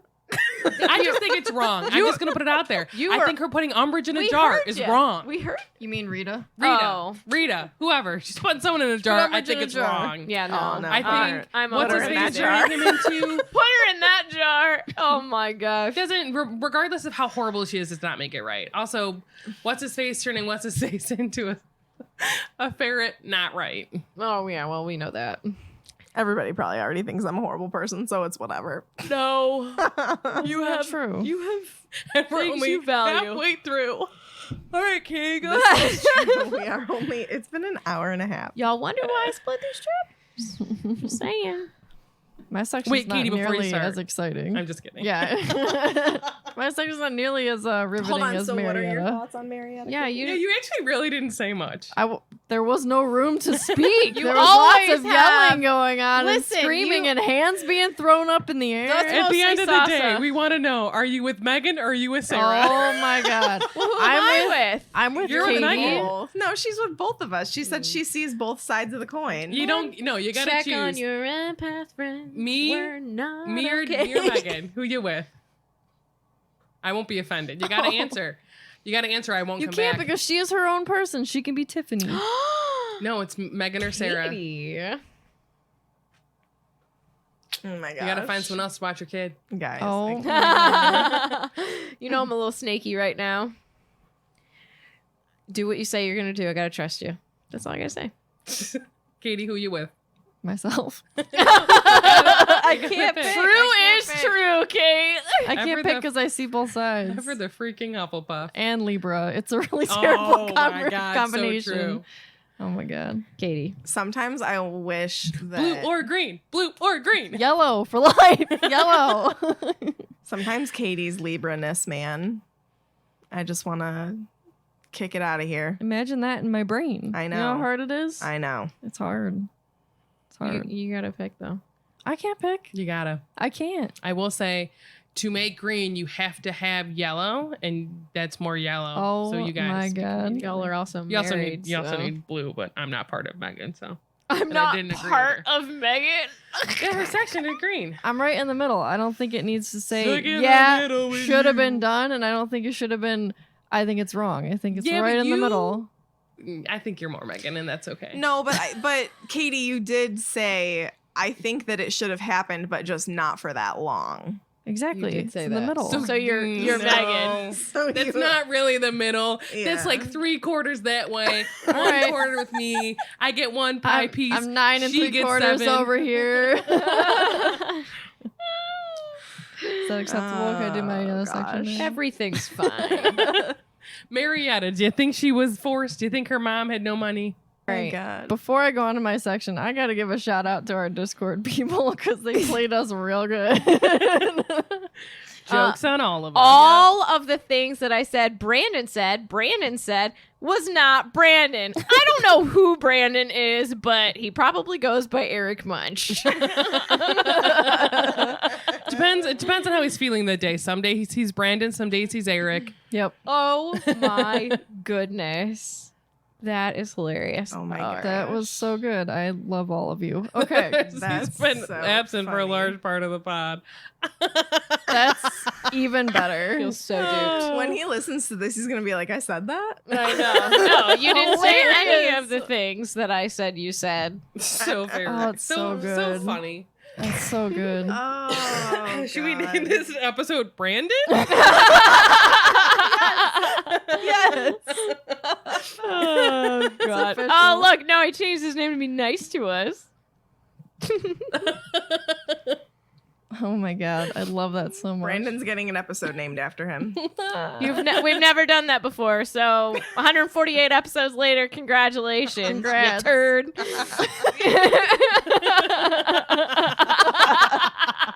Oh, it could be called the The Seven flight of the Brandons. seven Brandons. Oh. Discord, y'all are the bomb.com. Yes. Little rascal. Okay. Here we go. So as soon as the trio got to the Great Hall, super obvious that nobody likes Marietta. I'm just kidding. It was obvious that the Gryffindor common room wasn't the only common room that had this posted thing in their common room. So there was extra chatter. There's people scurrying around at the house tables. They're talking about what they had read. And immediately, Neville, Dean, Fred, George, and Ginny. What? What is wrong with you? Oh, God. Oh. What? We're halfway there. Whoa. A kitten on a chair. Lemon on a pear. Oh my gosh. I'm sorry. I need to not be allowed to be outside my house. Discord has broken you. Immediately those guys come swooping down on the trio and they're like, "Did you see it? Does she know? What are we gonna do?" And Harry's like, "Well, we're gonna do it anyway, of course." Yes. And George is stoked, and Fred's like, "Even the prefects are gonna be joining," which yes, they are, because whose idea was this? Hermione's, like the #1 prefect ever, besides Remus. So then, You're not wrong. right here comes Ernie Mac. I'm Hannah. The Ravenclaws from the meeting, and Zach Smith. They're all coming over. I wonder, like, can we get paid for, like, promoting Puffs? so Every much? time you go, "Mrr." They're probably like, no, give us $20. Right? They're all starting to come over, and Ron's like, "Well, none of them look spotty." And Hermione is super alarmed, and she says, "The idiots can't come over here now. It'll look really suspicious." So she like mouths at them like, "Sit down. We'll talk later. We can't just have all these people bum rushing us over here." And Ginny runs off to tell Michael. Does she say bum rushing? Yes. Okay. I love your notes. What is Woo! You know what I was getting at. I enjoyed that. And Angelina comes hurrying towards Harry and Ron because Quidditch is also involved in Umbridge's new rule. So they literally have to go and ask permission to reform the Gryffindor team, which is Can we talk insane. about that's Bob's shorts? Well, here, let's talk about the fact that she immediately says Slytherin, you can have your team back. But, like, then she, like, I feel like takes her time to think about all the other ones. Let's be honest, if Slytherin team is the only team left allowed to play Quidditch, no they one's gonna going to want to play? watch the games because And it's who are they them gonna playing against. play? Exactly. They're going to do like little scrimmagers, not scrimmagers, Scrimmager. Welcome to 7. like scrimmages against each other is stupid. You have to have other teams to have. Not only that, but like as a school, if one house gets a Quidditch team, they all get a Quidditch team. You would think. she's not a very fair person now, is she? Well, no. I think she's great. Get out. Oh my god. So Angeli is on the verge of tears. She's Think of truly how upset she upset. What? well, no, she's Oliver 2.0. Okay. But like, Yeah. think about that. Like when you're in high school and like say you truly like does she go on to play professional Quidditch? I have no Sarah, how sad would we have been if business club got canceled? Hey, we got free McDonald's the one time, and we got free cookies all the time. all the time? so- You guys got free cookies. But like, you know, if this is something that they want to go on and do, like this is her passion, like that was Oliver's passion, you know what I mean? He went on to play professional Quidditch.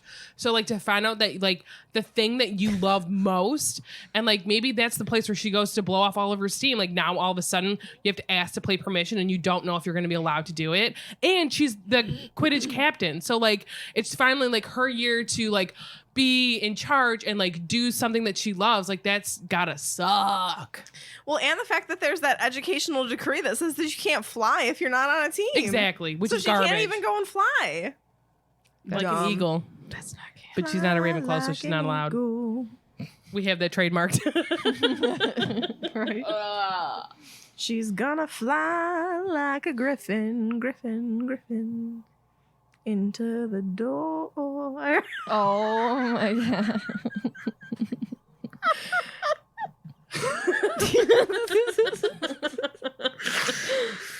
Katie talk. All right, so Angelina begs Harry, please don't lose your temper because we might not be able to play anymore. And Ron thinks in their upcoming History of Magic class that like Umbridge has to be there doing her evaluation because she hasn't been yet. But thankfully she wasn't. So Professor Binns drones on as usual. He's the vacuum cleaner and BB. Do we know if she ever watches his class or if she's just like, well, he's already dead. He hasn't gone anywhere. So like, why bother? I don't know. Because like, how are you gonna tell him like you can't teach on here anymore? Like we're gonna hire someone alive. Be like, are you just gonna like okay. put a big fan like they did in Puffs and blow him away? Yeah. How do you get rid of a ghost? I said that a ghost. How do you get rid of a ghost? I don't A think that you ghost? can. I mean, like they're gonna stay where they want. I don't know if that's necessarily true, but I don't know. I don't know either. Put a basilisk on him and they can petrify him and then you just put him in a closet. oh, that's not nice. Also, the Educational basilisk decree is dead. number 3. No Minus the basilisk. closet Okay, part. they didn't do The that to snake Nick. did that to Nick. Voldemort. I'm just Did saying. it to Nick. Did it to Nick. Did I say that? Yeah. Yeah. What is it? Did it to Nick. Did I say it like Yeah. Snake did Play it to it back. I Nick. don't believe you. I'm very tired. Oh, where the heck was I? I don't know. Oh, so Harry's not even attempting to follow what Professor Binns is saying, which I can see being a common theme all the time. And he's doodling and he's ignoring Hermione glaring and nudging him. Then she pokes him super hard, so he's like, what? So our little buddy Hedwig is outside the window and she has a letter for him and he's like, why wouldn't she have just brought it to breakfast right before this class? Like, that doesn't make any sense. She had a large meal for dinner the night before and just wasn't hungry. Probably lots of mice. Just kidding. So Lavender, I think it's actually cute. She like gushes. She's like, oh, I've always thought that owl is so beautiful. Because yes, she is. Hedwig's queen. She is. So Professor Binns doesn't notice Harry get out of his seat. That's horrible. Get out of his seat. So delayed. Because it didn't connect with my brain. So way too long. He gets out of his seat, crouches down, hurries to the window, slides open the window. It's probably not silent. He also doesn't notice a bright white owl and doesn't notice Harry go back to his seat. Dude, not observant. So Harry expects her to stick out her leg like she normally would so he could get the letter off, but she kind of just like hooted, kind of sadly. Oh, I want to kiss her. I know. Quote, it was only then, when he's back at his desk and Hedwig's in his lap, it was only then that he realized that Hedwig's feathers were oddly ruffled. Some were bent the wrong way, and she was holding one of her wings at an odd angle. Dude, It was not okay. everybody knows that's Harry's owl. Mm-hmm. She hurt Hedwig. Mm-hmm. She hurt an animal. Oh, yeah. We already know that she's like the worst of the worst of the worst. Like, Terrible. Terrible. I Oof. I talk about that in my section. Okay. If you don't respect, I mean, if you don't have respect in general, I don't respect you. But if you don't respect animals, I no- super don't They respect have no you. voices for themselves. exactly, You know what I mean? Exactly, and that's We awful. have to be their voices. We have to protect them. Yeah. Gosh, I wish I could just see her. So I know Harry realizes that she's hurt, and he immediately is like, Professor Binns, I'm not feeling well. And I just like this though, because Professor Binns raised his eyes from his notes, looking amazed as always to find the room in front of him full of people. Like, what does he do all day? He teaches. Well, he's dead, so he doesn't do much. He just right. floats around. It's true. Goes to the wall. It's the coolest part of his day. So he lets Perkins, aka Harry, go, and he hurries out of the classroom. She doesn't even care. Freaking Perkins. Perkins. Isn't there a Perkins in their class or in the book? There is a Runel Waslip. Mhm. It's my nickname. That's my nickname. Friends call me that. Dude, literally no wonder why nobody can stay awake in that class. If he's monotone, droning, reading his notes, and that's his teaching. Yeah, And they're no. imprints, so you know he was like that in real time. I mean, yeah. So Harry and Hedwig, they take their leave. He puts Hedwig on his shoulder, and they head to find Professor Grubbly Plank, because Hagrid would have been his first choice. If but you as- hadn't remembered, as not we back already yet. know, Harry has not seen him the entire book. So Harry looks out the window to see whether or not she's like teaching. Sees that she's not teaching because he's looking at the hut of Hagrid, and Hagrid the therefore Hut. she is most likely in the staff room. So then he goes to the staff room. And so it says like there are 2 stone gargoyles that flanked the staff room. And one of them tells Harry that he should have been in class. And he's like, well, I have an issue that's urgent. And then they like said some of the stuff, whatever. So he knocks on the door because he's ignoring them. McGonagall opens it and she sees him. And then she's at first thinking like, please tell me you're not here because you got another detention. And he hasn't. He's like, I haven't. Huzzah for him. Not for Hedwig, though, because she's hurt. So Harry's looking for Professor Grubbly Plank because his owl is injured, he tells her. And so I wanted to talk about gargoyles. Because Remember when your mom told me that your dad liked gargoyles? And I asked him, I said, so I hear you like gargoyles and gnomes. And he goes, yeah. And I said, I didn't know what to say. I was like, okay. Well, like, does he like them or does he just think they're like cool? I don't know. She's an insane person. So I like Googled gargoyles because really my only super experience with them is the show. Because I was like, I think my mom was like, gargoyles are demonic. I go, actually, they're not. They're there to protect you. If you watch the show, which is very good and it's now on Disney Plus, they're there to like protect their homeland and stuff. And so I tried to like look up the meaning of them, and I didn't find what I wanted in a very simple way. But they're like commonly used in medieval times. There are 2 main purposes: were to scare off evil and divert rainwater. And so many have open mouths and long necks because they function as downspouts to divert rainwater from building foundations. And the word gargoyle originates from the old French word gargoyle, words I can't say, obviously. What? I don't know what I'm trying to Can read. you repeat that? Gargoyle, meaning throat, which also describes the gurgling sound of water as it is coming down the downspout. Downspout. It's very athletic.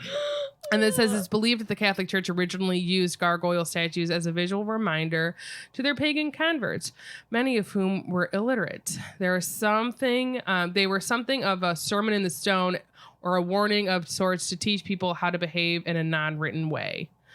It says the frightening nature, and this is from Gargoyles. It's like a blog. It's the symbolism of gargoyles. The frightening nature of gargoyles. Sounds like I'm gargling, was partly due to the medieval artist's responsibility to mold public behavior through intimidating images. The purpose was to frighten and to startle man amid his everyday life. These fantastic beasts were designed to be a clear and constant reminder that the devil and original sin exist alongside the beauty and splendor of the magnificent cathedral the serpent lurks. Where do you find them? gargoyles? They're usually high. Is that what you mean? Fantastic Beasts. Oh, I don't know. You gotta look.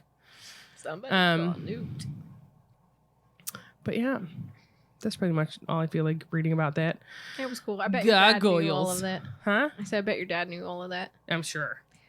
But genuinely, the TV show from, was it the It 2000s was so or the good. 90s? Yeah. So good. So then Grubbly Plank appears behind McGonagall. She's smoking a pipe and reading the paper. I just thought that was cool to mention. So Harry kind of tells her that Hedwig showed up after sending mail and her wing looked odd.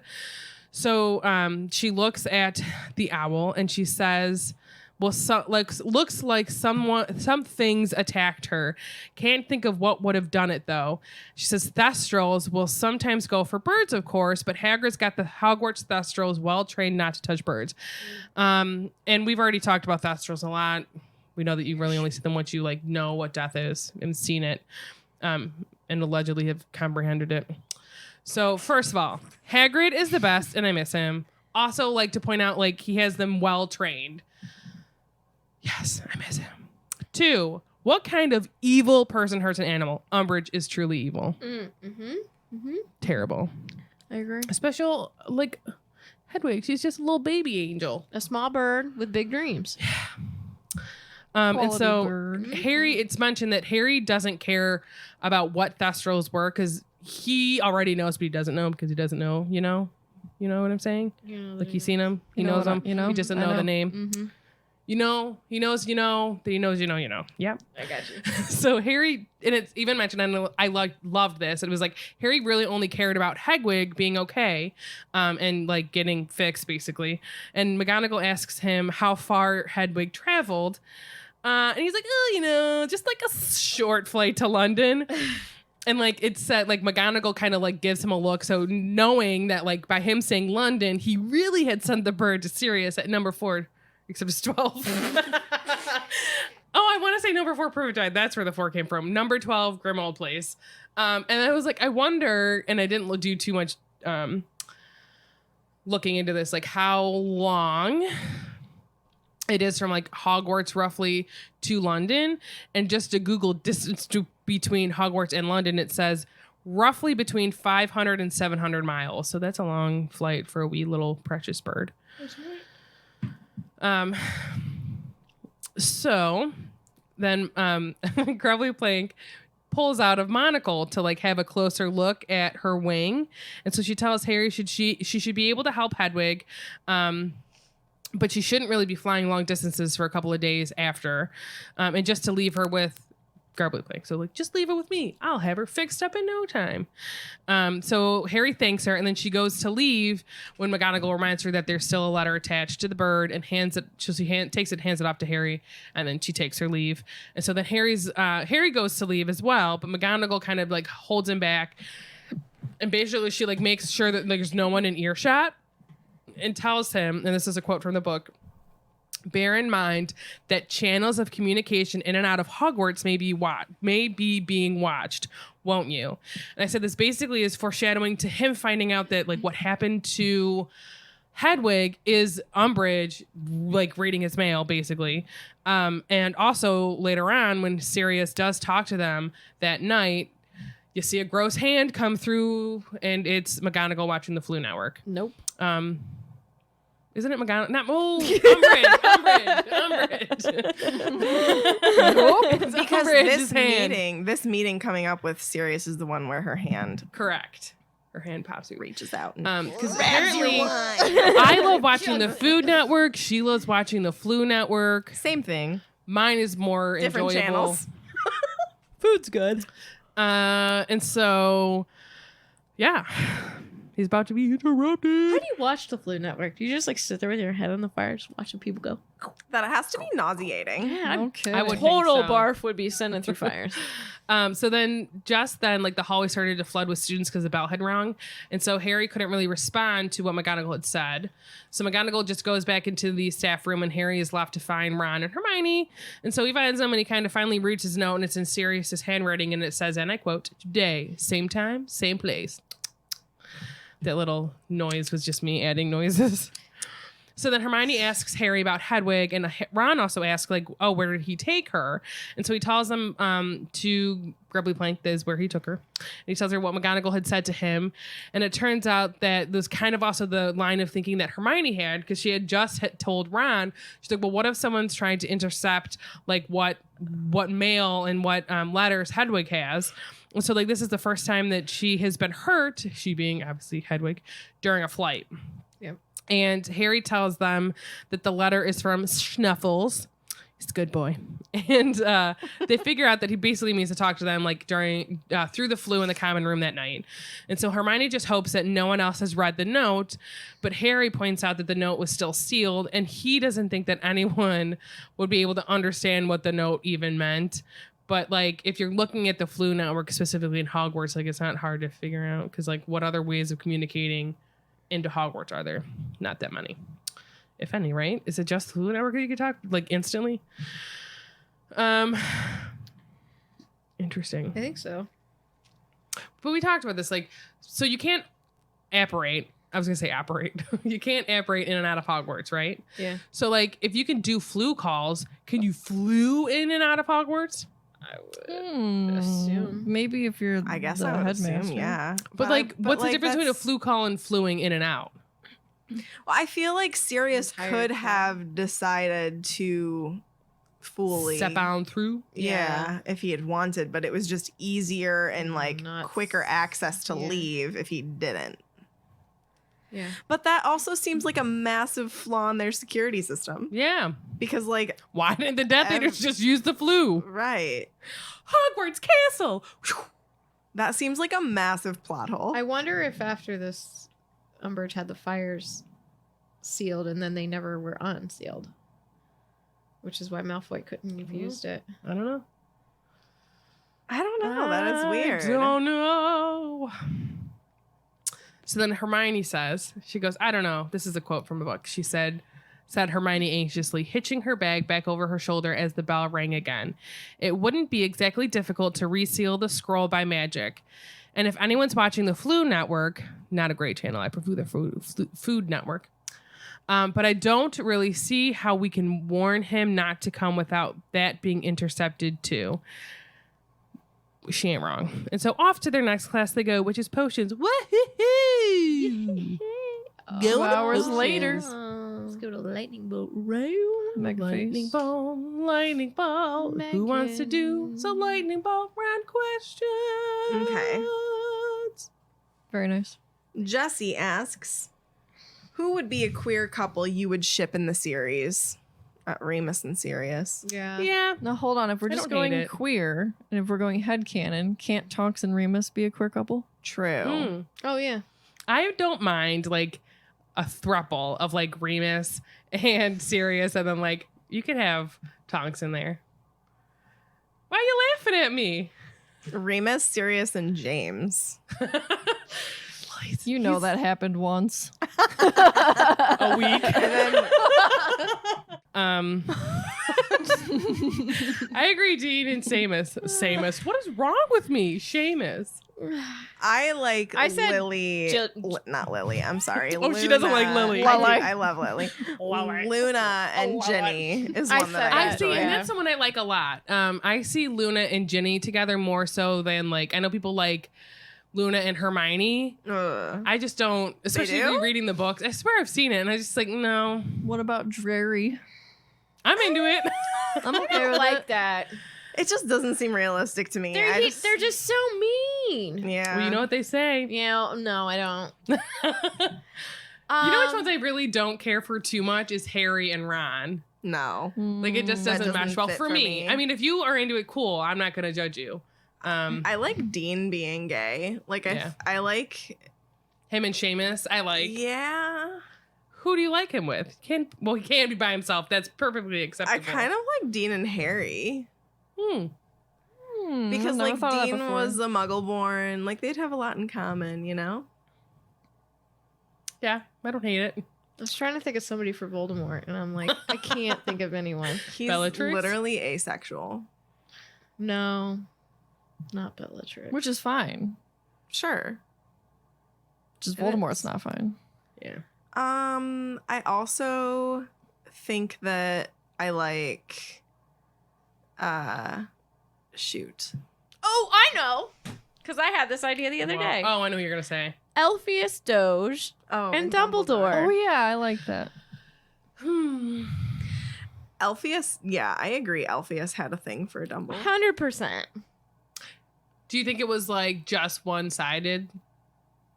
I don't know. See, that's what I'm unsure of. Or do you think it was like, could be a relationship, but like he just loved more Nobody- than Dumbledore did? Do you get what I'm saying? I just think that Elphius probably was crushing so hard on Dumbledore, and I think Dumbledore completely missed it. And I Because of think Grindelwald? that But they were well, in such no, a they were short- friends before this. There was such a short time. Like there's 2 months I of him and Dumbledore, or him and Grindelwald. I just don't think Dumbledore felt that way about him. And then I think that once Dumbledore met Grindy, I think it was like, yeah. Grindy. I think Elphius had a thing for him, for sure. The way that the obituary was written, the way that he talked about him at the wedding, and the way that Aberforth talked about how Elphius felt about Dumbledore, there's no doubt in my mind. Just saying. Truffles asks, what's your favorite quote from Order of the Phoenix? Oh boy, I'd have to look that up, but off the top of my head, have a biscuit, Potter. Have a biscuit pot. Yeah. It's pretty fantastic. Yeah, but that's a good one. I like snitches get stitches. I Is that said in there? It's in the book. Did you miss that part? Just turn to a random page. I like, no, she shrieked. No, this cannot be happening. It cannot. I refuse to accept it.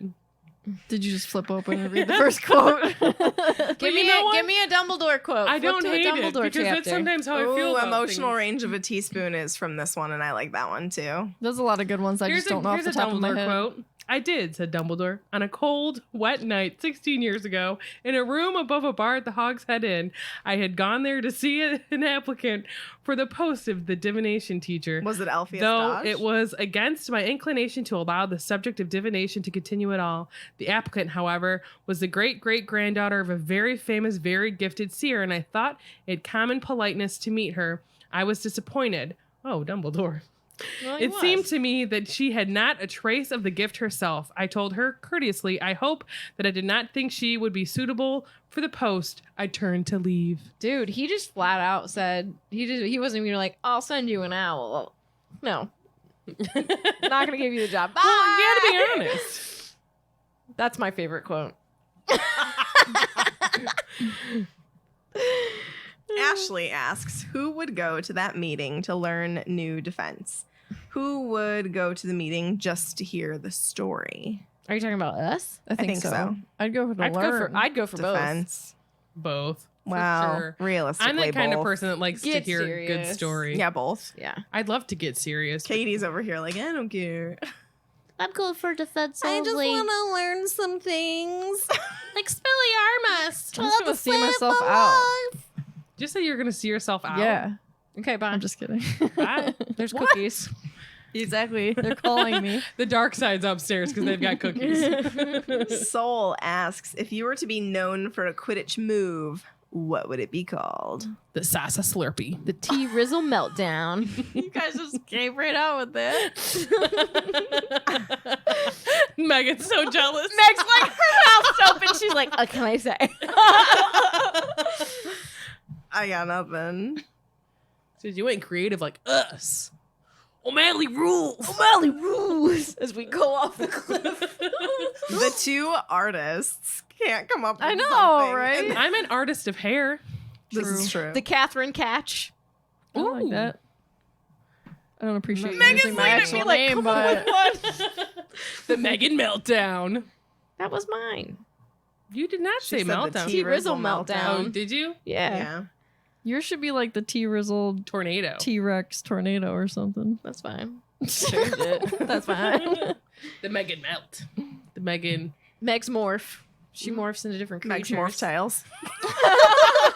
She's changing her name. Jess asks, what would Bart's response to the decree sound like? Oh man, yeah, that's bogus, man. Eat my shorts, man. I'm not writing that on the chalkboard, man. literally my favorite thing in the whole world. Jesse asks, who would be worse, Umbridge or the Grinch prior to heart growth? Grinch is far better. Oh yeah, for sure. Yeah. I love the Grinch. Because he has the So capability of becoming good. Umbridge does not. Every Who down in Whoville liked Christmas a lot, but the Grinch, who lived just north of Whoville, did not. I could keep going, but I won't. Mighty Spruce, what educational decree would you make? I would say let the teachers teach. Snack time Make a mean all the one. time. Make a mean one. No. A mean one. Yeah, it's funnier that way. Says the teacher. No scratching of quills. You just have a silent quill. Oh my gosh. We had a teacher in high Let school. Tiffany give us all her annoyances out in that decrees. If you cracked your knuckles, he started like it could be he'd be talking about whatever he was talking about, and he'd start snapping his fingers because you were like, he hated it. Wait, he that's also, kind of the next question, but go ahead. He also used to drink. He'd bring a styrofoam cup of coffee into every class, and then he wouldn't always he would leave it in the desk drawer. And one of the teachers that also, because it wasn't just his classroom, they're like, no, there would be like 4, the whole drawer would be full of like half drunk cups of coffee and styrofoam cups. I don't know if you ever had him, and I forget what his name is, but I had him for economics maybe. I would Maybe. do Oh, I think Maybe. I had him for government. mandatory Maybe I had him for government. tea and snacks. He was weird. Yeah. He kind of looked like, he reminds me of, who's the actor? He Matt reminds Smith. me of Prince Philip. Yes. But you know who played him? Matt Smith. Yeah. So we're both, we're on the same But page. he was like an old Matt Smith. Correct. Yeah. I don't know what's going on. You know Prince Philip? He just No. turned 99. Can you believe that? Yeah. Crazy. Anyway, Maui Brandon asks, what was the most ridiculous decree you encountered growing up? Got one. Yeah. Art class. You weren't Oh, allowed God, to this is toss Katie's anything. thing. Like, you weren't allowed to throw anything. That was the thing, which makes sense, Is that right? your detention? Yeah. So I got up. Can you get over Oh, it? you've told us No, this. I've got up and I was 2 inches from the trash can and I tossed a little piece of paper from my hand in the trash can. Detention. I mean, like, that is. That's I I got got it. an ultimate Bob Shorts. I got a detention in grade school because I didn't bring my recorder to class. So I had to stay, and this teacher was not nice. I had to stay after because of my detention and play the recorder, which is just. You a deserved the practice. I don't want to say it's a stupid instrument, but I couldn't play anything on it now, and I had to play it for however many years. I can play a This is- mean hot cross Well, this was also the same teacher that used to bang on. She had like this little thing on wheels that was metal, and she used to bang on it when people were not being quiet. And then she broke it. She also broke her hand, and then blamed the students. We are not making you hit that thing. You were hitting that of your own accord. Are you all right? I know what I have my most She's not ridiculous decree. Are you okay? And if my mom is listening, which I know she does sometimes, actually, Oh, hi, Mom. it was probably the limitations on the internet when it was dial-up. I mean, come on. You were printing Rupert Grint pictures faster than light speed at that time. I was. And fan fiction. I will say, well, I think she printed the fan fiction out at school. Fan fiction at school. Yeah. What is mine? I just remember the one time I forgot to disconnect it, and she got so mad because someone was trying to call for like a whole day, and they my couldn't God. get through. 'Cause Back it in the was Mine was- day. I got in the trouble for internet. texting too much because my friend had unlimited and we did not. We had like 250 a month. Yeah, but I that blew goes through- by quick. I blew through that in a day, and my father was yes. You was not happy. I had to give my dad quarters every time I texted. No, my dad quickly learned because he was like, because you could only text like. I think Verizon texting between people was free, but then I don't know. It was like a whole networks, thing yeah. because I was like, I wasn't talking. No, it was like your bill. Like the people on your bill were free. Yeah, So like my something. parents, I could text for I just free. remember like I would text Gabby all the time, and it was not free. What? I don't know. What were some bogus rules that you wanted to smash stuff up when you were little because you're like, this is dumb? Come on, Tiffany. The worst thing Tiffany did was blow her trumpet at someone out the window. Literally the worst thing I I did. mean, well, like we weren't allowed to carry water bottles around in high school. We could only have them like at our lockers. It's weird. Do you want to know really why they used to be allowed, and then girls were drinking alcoholic vodka, and the Always teachers were someone's like, gotta she's ruin like, we it. had no idea. She's like, why in the middle of the day, like students were like getting so tired they were sleepy, so we were no longer allowed to have water bottles with us. Dang. Yeah. Also, you might need some counseling if you're in high school and you are drinking so much that you're drunk in the middle of your day. I don't know. So we weren't allowed to have that. We weren't allowed to chew gum. I got in trouble for chewing gum in high school. I agree. The gum is out. Kids put it on stuff. You know what was the stupidest thing? I remember. In grade school, they changed the rules on like our uniform, and we weren't allowed to we had to wear socks that were 2 inches above our ankles folded over. And I got in trouble. I was in the principal's office for something. I was like dropping something off. I wasn't in there because I was in trouble. And the assistant principal was like, are those folded over? And they were thick. And I was like, no. She's like, well, you can't wear those tomorrow. You clearly see that I'm wearing white socks that are above my ankle. So like, why do you care?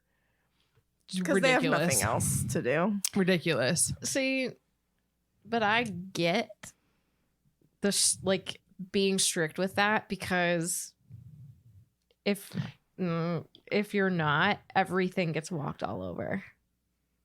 But here's they were 2 inches above my ankle. They just weren't folded over, and they were white. So like realistically, she just should have said like, fix your sock. It's stupid. My sister got an in-school suspension for wearing a shirt once that boys were allowed to wear and girls were not. And my mom was like, yeah, she's not serving this, and I will sue you for sexual harassment because the boys are allowed to wear it. Why can't the girls? Yeah. That almost happened to Jen. She got in trouble for her hair in grade school, and her father was like, absolutely not. She's like, she's allowed to wear it. They changed the rules the next year about what they were allowed to have, how they were allowed to wear their hair. Craziness. Yeah. No, I went to public school. We did whatever we wanted. I got the rules changed at Mags for them to actually put that your socks had to match. I got the rules Because changed. I You used to couldn't dye not your wear hair. matching socks. And then they changed I don't it. remember that. Yeah. Yeah, we were allowed to wear whatever as long as they were high enough, I think, above your I ankle. think it was senior year. They were like, your socks have to match. Oh, I know one. My first. And then stupid shoes rule, So- sorry. You guys went to Catholic school, so growing up, I went to public school. My first year of teaching was at a Catholic school, and I had to, if I was wearing sandals, they had to have a back to them. That's a rule I don't like. I will Yeah, say, they did that with clogs at our school. We used to be able to wear like the Birkenstock They can't do it anymore? clogs. And then there was a period of time when we went that they changed it and said you couldn't wear those. And Well, then they undid it because so many people complained about it. But they were like, yes. oh, never mind. And It's I like, will yeah, 'cause say, that's dumb. do you remember? So our sophomore year, they changed the rules, and my friend and I ended up buying like the exact same pair of clogs that had like a cute design on them. And I think mine were brown or something, or hers were black, or vice versa. But they like had like sequins and stuff on it, but they weren't like crazy colors. It was all like my entire shoe was black. Right. The whole design on it was black. Hers was the same, just in brown. But we were not allowed to wear them because they were too bohemian. So we had to go and get new shoes. I'm not even lying. Too bohemian? That's what they said. But they like, let me wear my kitty cat shoes they're senior so year. stupid. You had kitty cat shit. Like these are Heck the yeah, I things that did. they were like, Mary worried Janes about. and they were kitty cats. Yeah. Yep. All right. Next question comes from Ashley. If you were a professor when all these decrees were enacted, would you enforce them or let the kids slide because you knew they were ridiculous? Slide. Yeah. Slide. Truffles. Were you allowed to read Harry Potter at Hogwarts? Is J.K. Rowling technically a muggle? What? Like, if you're sitting at Hogwarts, can you read Harry Potter? Because is J.K. Rowling a muggle who wrote the story of Harry Potter? Oh. Because they were not allowing books written by muggles. No, just like for fun. If you're thinking like, is J.K. Rowling actually a muggle writing about Harry Potter? Oh, I But get can it. you read Harry Potter at Hogwarts? I say no, you can't. I'm going to say no, you can't. Yeah, I'll say no. They're trying to protect the Yes. cause, man. If you can read. No, Okay, no. Marietta. I don't know. Ashley asks, what do you think the room of requirement symbolizes in JK's life? Shame? Because you're hiding something? I think it's just a place I to think go. it's an escape. Yeah. I think yeah. it's an escape. It's Because whatever I'm like- it's whatever you need being readily available to you. Like think I of like think how good by- that could be though. Like Yeah. when you are just in the need you're in the need of something. In the need for a Because I loo. think that like by saying that you're hiding something, that's referring to that one room that the room of requirement becomes. Correct, But yeah. like the room of The room of requirement hidden actually things, as Malfoy calls it. becomes And- whatever you need. Because There- that's all the room was for him. It was But part multiple of things me- for Harry. Part of me thinks too, like if you've truly, so like we've talked about this from that is it Halloween Town, right? When you like lose things. In my headcanon, when you lose something at Hogwarts, if it's lost for enough period of time, it's gonna go to the room of I requirement. enjoy that. And that's why it's full of shenanigans. Also, And when my crown. It's a good place to hide a tiara. their need for that room, especially to prep them for what was coming, was greater than the fact that they were hiding it from someone. Mm-hmm. You know what I mean? Mm-hmm. I think like it's just handy, like because every time, like say they go and do a new spell every time, the room is going to give you exactly what you need. You don't have to worry about it, which is nice. Should be called the Room of Awesome. Such a Katie thing to say. I'm going to pronounce this incorrectly, but Branicius Harris. Not Brandon. What would be a better way to rule a snitch without physical disfigurement? Hold on, before Whatever we you answer this, said. do you think that that we would call him Branny because we call him Vinny? Yeah. Yeah, you're Branny. Branny. Like Tanny. Branny Banani. Tanny Banani, as JVN calls him. Can you read it again? Sorry. Yeah, Branny says, what would be a better way to rule a snitch without physical disfigurement? Whatever Sarah said about parchment and quills and things. Why can't it just be like for a week? Maggie. Oh, now you want it to just be for a week? No, she just Well, wants, no, I'm she just like, you know, wants a her to feel compromise. how Yeah, she needs to treacherous feel this it. is. Yeah. But what else can you do? It doesn't That's have to the be question. What permanent. else? But like I'm changing it by the fact that it's not Oh my permanent. God. So didn't somebody say every time she opened a book it yelled snitch? Yeah, Branny said that. Oh, Branny. Okay, He Branny. also, Yes. He also said Do you need me to say it? when she toots, it would say snitch, kind of like snitch. Maybe That's a or maybe it would come out like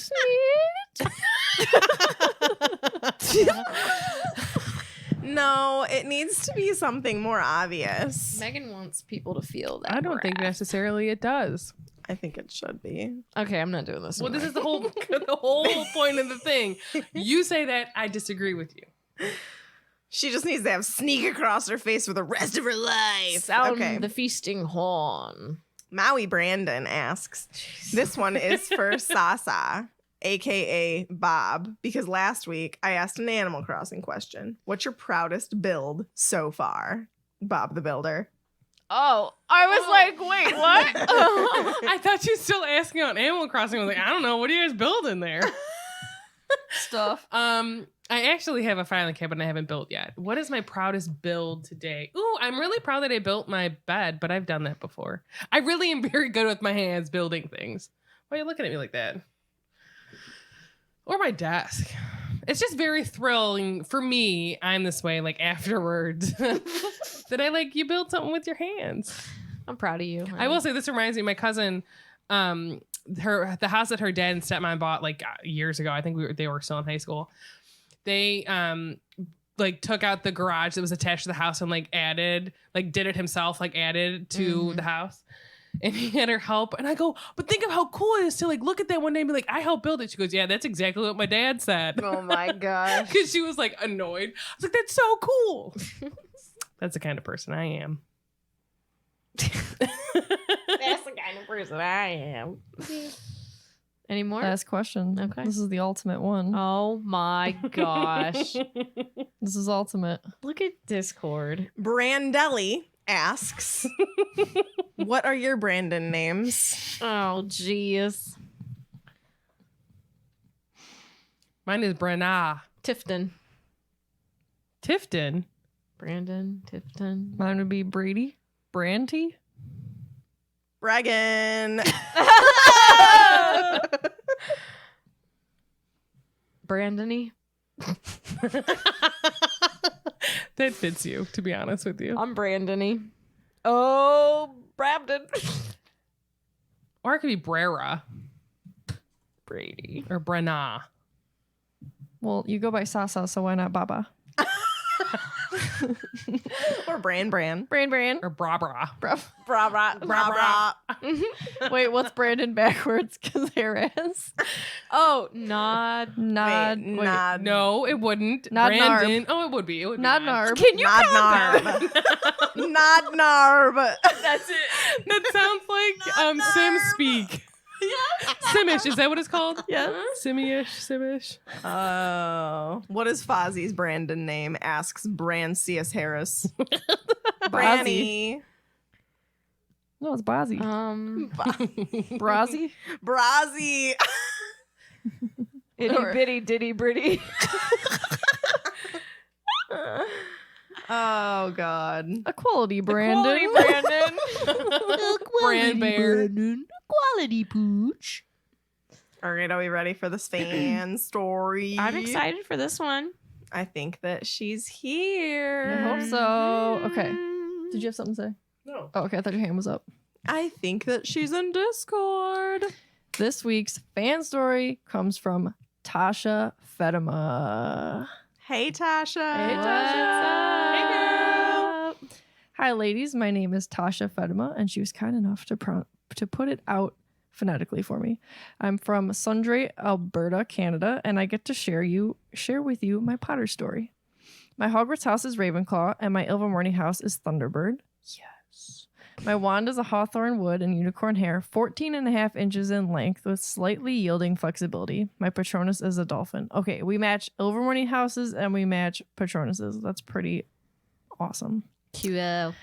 I first got introduced to the books around the same time that my school library had first gotten the books. I was about 8 or 9 at the time. I remember asking my mom if we could purchase the book that year that it was released, and of course she said yes. After we got the first book, I opened up the book to read it, and I was hooked. After all those years, I remember going to the local store that had the books and picking up a copy anytime it was released so that we could read on with the adventures that Harry and his friends would be on. I practically grew up with the characters and was waiting patiently during those years while waiting for book 5 to be released. Word. I've also seen the movies, and let me tell you, I didn't mind them at first, but the books are so much better. Plus, I somehow slept through part of the 4th movie. If you're going to sleep through any of them, I'd probably say that one.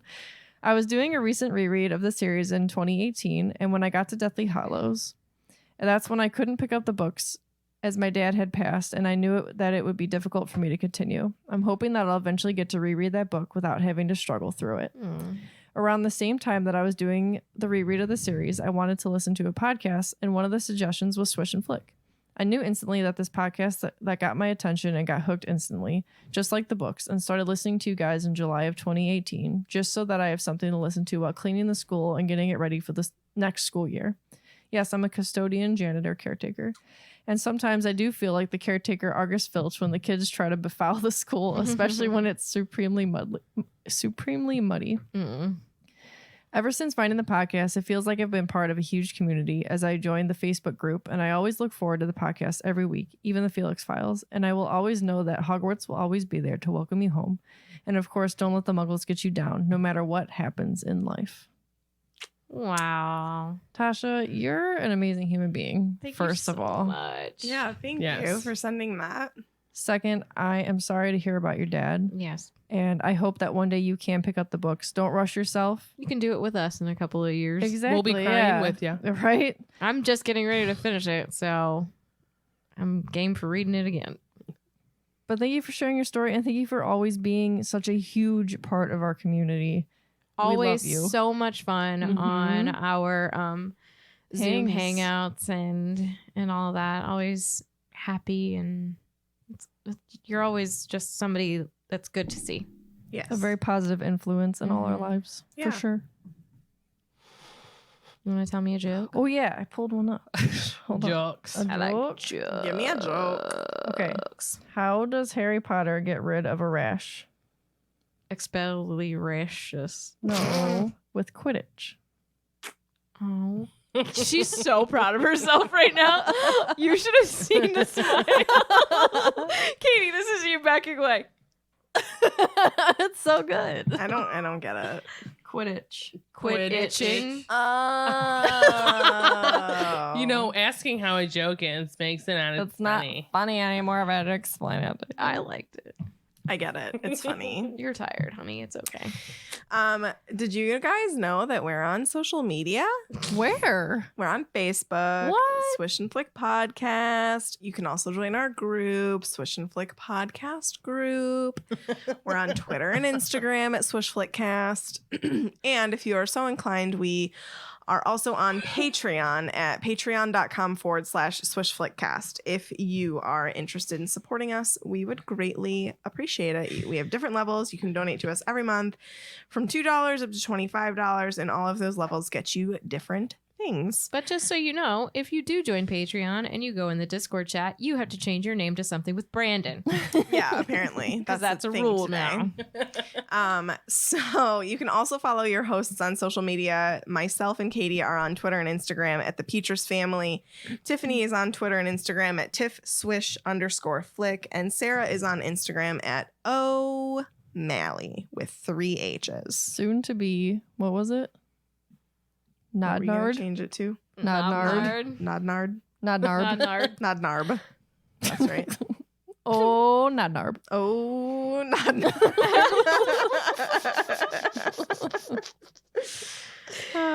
Tiffany, what are you doing with your life? So I just started The Lightning Thief, Percy Jackson. Do you like it? Do you like it if you would have read it when you were 12? Yeah. Yeah. Yeah. That's what I've heard. So we'll see. We'll see. No, I'm enjoying it. It's an easy, good read. Some of the parts I'm like, okay, because it's like kid stuff, but you know. Yeah.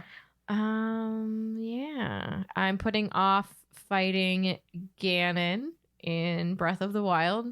So I'm just getting memories and Korok seeds and shrines and stuff like that. Because I don't want it to be over yet. Do you want to play mine? Nope.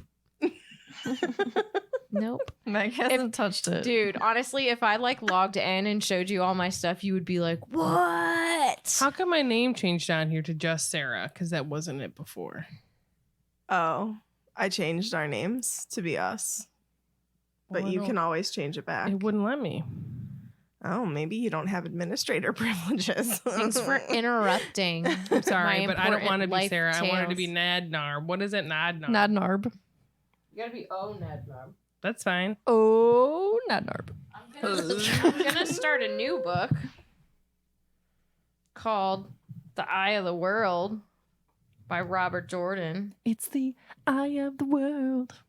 It's I the still don't thrill really of understand the what the eye of the wheel world is, if of I'm being honest time. with you. So I'm gonna I read couldn't that. tell you, I haven't read it. See if I like it. There's 11 on the back of this thing. What are there, 14? Yeah. Jeesh. Well, I think the first 11 he wrote himself, and there's the last couple he and another guy wrote. Because I think he was getting on in ages. Okay. But yeah, no. I've got a real nice summer tan going on because I've been Summer tan Makes makes me me feel fan. still doing bars, swimming, playing with my daughter. You're going to the bar? Yeah. Yeah. Mm-hmm. BARE. No, but just, you know, hanging out, getting prepped for having a 2-year-old. She's great. She is, but she's cute. She's funny. Like, she's funny. She She thinks like do you holds know what conversations. she thinks farts are funny now. Because they are. Like, who Do you is want to that? know my favorite thing? Do you want to know my favorite thing about Alana? Is that she associates Katie and I together, and I love that. Mm-hmm. Make So Katie. cute. Yeah. Like May- I came may go over check to on drop you. something off and I left and she apparently said, "May go check on Katie," because Katie didn't come with me. It was just super Yeah, she sweet. was I like Where that Katie she had at? concern for me. That's Where so Katie? sweet. She loves you guys. You created a sweet human being. Oh, thanks. I gave Alana Harry Potter dolls and she made Hermione and Hermione kiss and it was so cute. And Harry and, and Harry. and Harry. And Harry and Ron, I think, as well. Mm-hmm. It was I a love 3 it. for 3. Yeah. I like how she was just like, The funny thing is like I think I did that one time with like one of her toys, and she must have remembered I did that. And I also like try to have the animals play nicely together. But the other day, like I was like we were playing with sharks, and I was like, "You look like a snack." And I went after a seal, and I was like, "Maybe not yet, Tiffany. Pull back." I was like, "Too soon. Too soon. You don't need to know about the food chain yet." I like that you talk to yourself. Maybe not now. Swim away. Swim away. Fish are friends, not food. It was a seal. Seals Seals are are friends, not food. All right. What are you guys doing? We're packing because we're Mhm. moving. Yep. So that's a lot. Yeah. We're not going to be in our least favorite apartment we've ever been in our entire lives anymore. So that's fantastic. Woo-woo. But yeah, Are you gonna say any more about that? I'm just curious. I don't know. You don't have to. I know. Keep it secret. I know, because we were talking. We're like, well, when do we want to like actually talk about it? They're moving to Antarctica. Yep. Sorry. I Katie hate the loves the freaking cold. cold. No one would ever Why? believe that. Michigan Brandon wants to know, why don't you guys like the apartment, if you don't mind me asking? It's in a bad neighborhood. Didn't think it was that bad when we moved in, but it's pretty bad. We have really annoying neighbors. We don't have air conditioning, and I don't know why we thought that we could survive with that. No, it's funny. It's okay. I desperately need a dishwasher. These are all first world problems, and I realize that there are worse things in the world, but these are just things that I've realized I need. Everything is also broken. So. Everything is broken, and it is not our Everything is fault. broken. Like, okay, Literally. here's my life lessons from Megan and Katie's life experiences. Lesson 1: thoroughly read what you're signing. Yep. Second, ask a lot of questions before you move into an apartment, such as Google questions you should How ask, because you always old? can't come up on them. Yeah. Come up with them on your own. how old is this appliance? When I ask you how old is this appliance, I don't mean when did you purchase it. I mean, how old is it? That's a big one. Because I was smart enough to ask, how old is this appliance? But I was given the answer of when it was purchased, which is not the same thing as how old is the appliance. Nope. So It is not. life lessons from Megan and Katie's stupid mistakes. Our lease claimed that we were responsible for all appliances, and literally all of the appliances broke within approximately 2 months of us moving in. Are you leaving that stove there? Yeah. Yeah, because I made him pay for We it. didn't Oh, buy did it. you? Yeah, we Okay. didn't buy it. Oh, I made him do a lot that he said he wasn't going to do, which is because I'm a Slytherin and I don't back down. But yeah, We didn't have a stove. we didn't have a like stove for 4 6 months. Oh, 6 It was months, yeah. 6 months. So yeah, we cooked off of a toaster oven You get real creative with food. and a hot plate. Mhm. That was fun. We ate at my parents' a lot. So yeah, but we're moving. It is now because We're moving. But we are moving to an apartment that we are extremely excited about. Has air conditioning, has a dishwasher, You'll need it. has a washer and a dryer that is on the floor that we like in our apartment, so we Oh, don't have that's to like nice. take our laundry elsewhere Or share the. or share it with anybody. Wherever. It is That's ours, nice. and we are Or not you have to share with each responsible other. for anything. We're not responsible for any of the appliances. If they break, it's on the apartment complex, and it's amazing. So, yeah, we'll talk more about that at another date. But we're moving, Mhm. and I can't wait. So, I just want a dishwasher and air conditioning. It's also just really bad because we're on the top floor. So like it's even hotter because all of the heat just like rises and it is stuck in our apartment. You And the feel good for layout the of the weekend. windows is horrible. There's not a single window in the living room that opens. Sorry, that's not funny. So it's really bad. Who designed this house? Yeah, it's an old house that was built a long time ago in Cleveland. Just bad. Just bad. Yep. So yeah. You do anything different, Katie? No, just packing and trying to figure out little details. What Megan doesn't know is Katie's moving to a different location than Megan is. Why'd you tell her?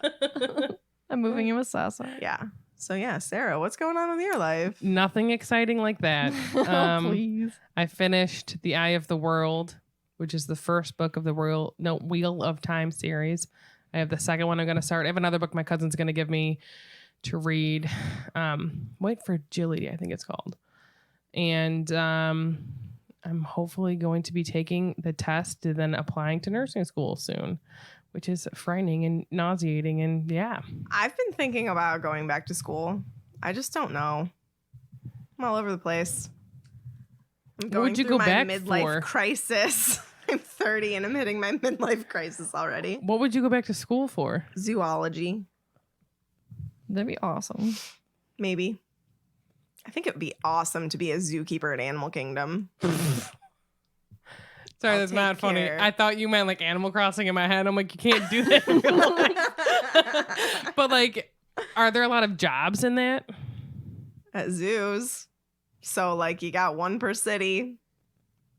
So, I guess not really.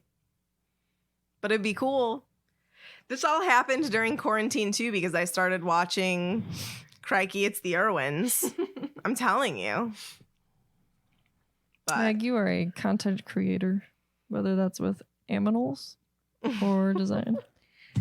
I like creating content. See if you can volunteer. Yeah, that'd be fun. See if you like I it. want to take care of the elephants, I don't need. I You're gonna don't need scoop to a be lot of near them. poop. the tigers. No. For Hooters and half breeds,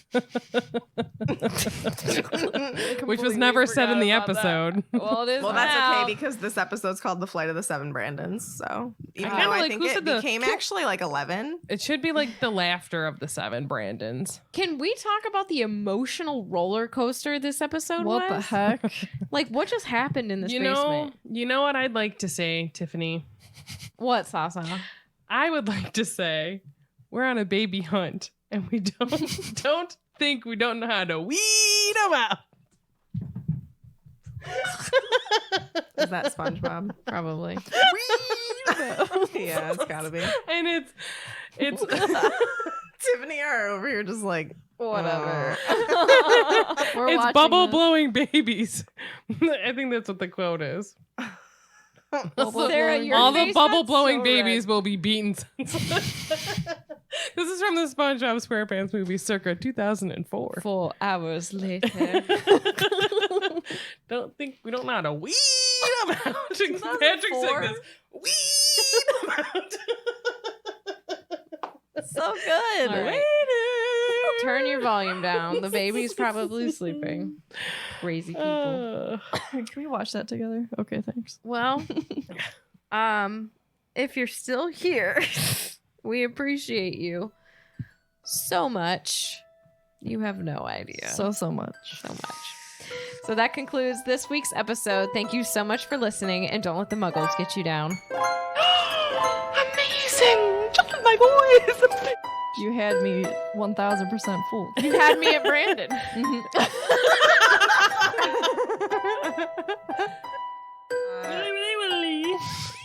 Hello, my name is Willie Willisons. I'm about to blow this toilet.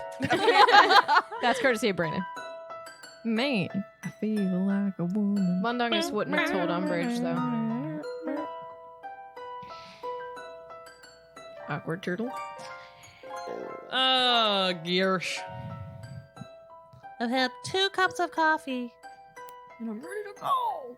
It's Jesse's girl. Because you know we're always late. Yes, we do. He It says It's canon! She did give me a normal size section today, I feel like. You're welcome. I did feel like mine was a little longer. Like an appropriate amount of a section. Listen, if you don't know how to speak up for yourself, I cannot help you. I'm just kidding, Tiffany.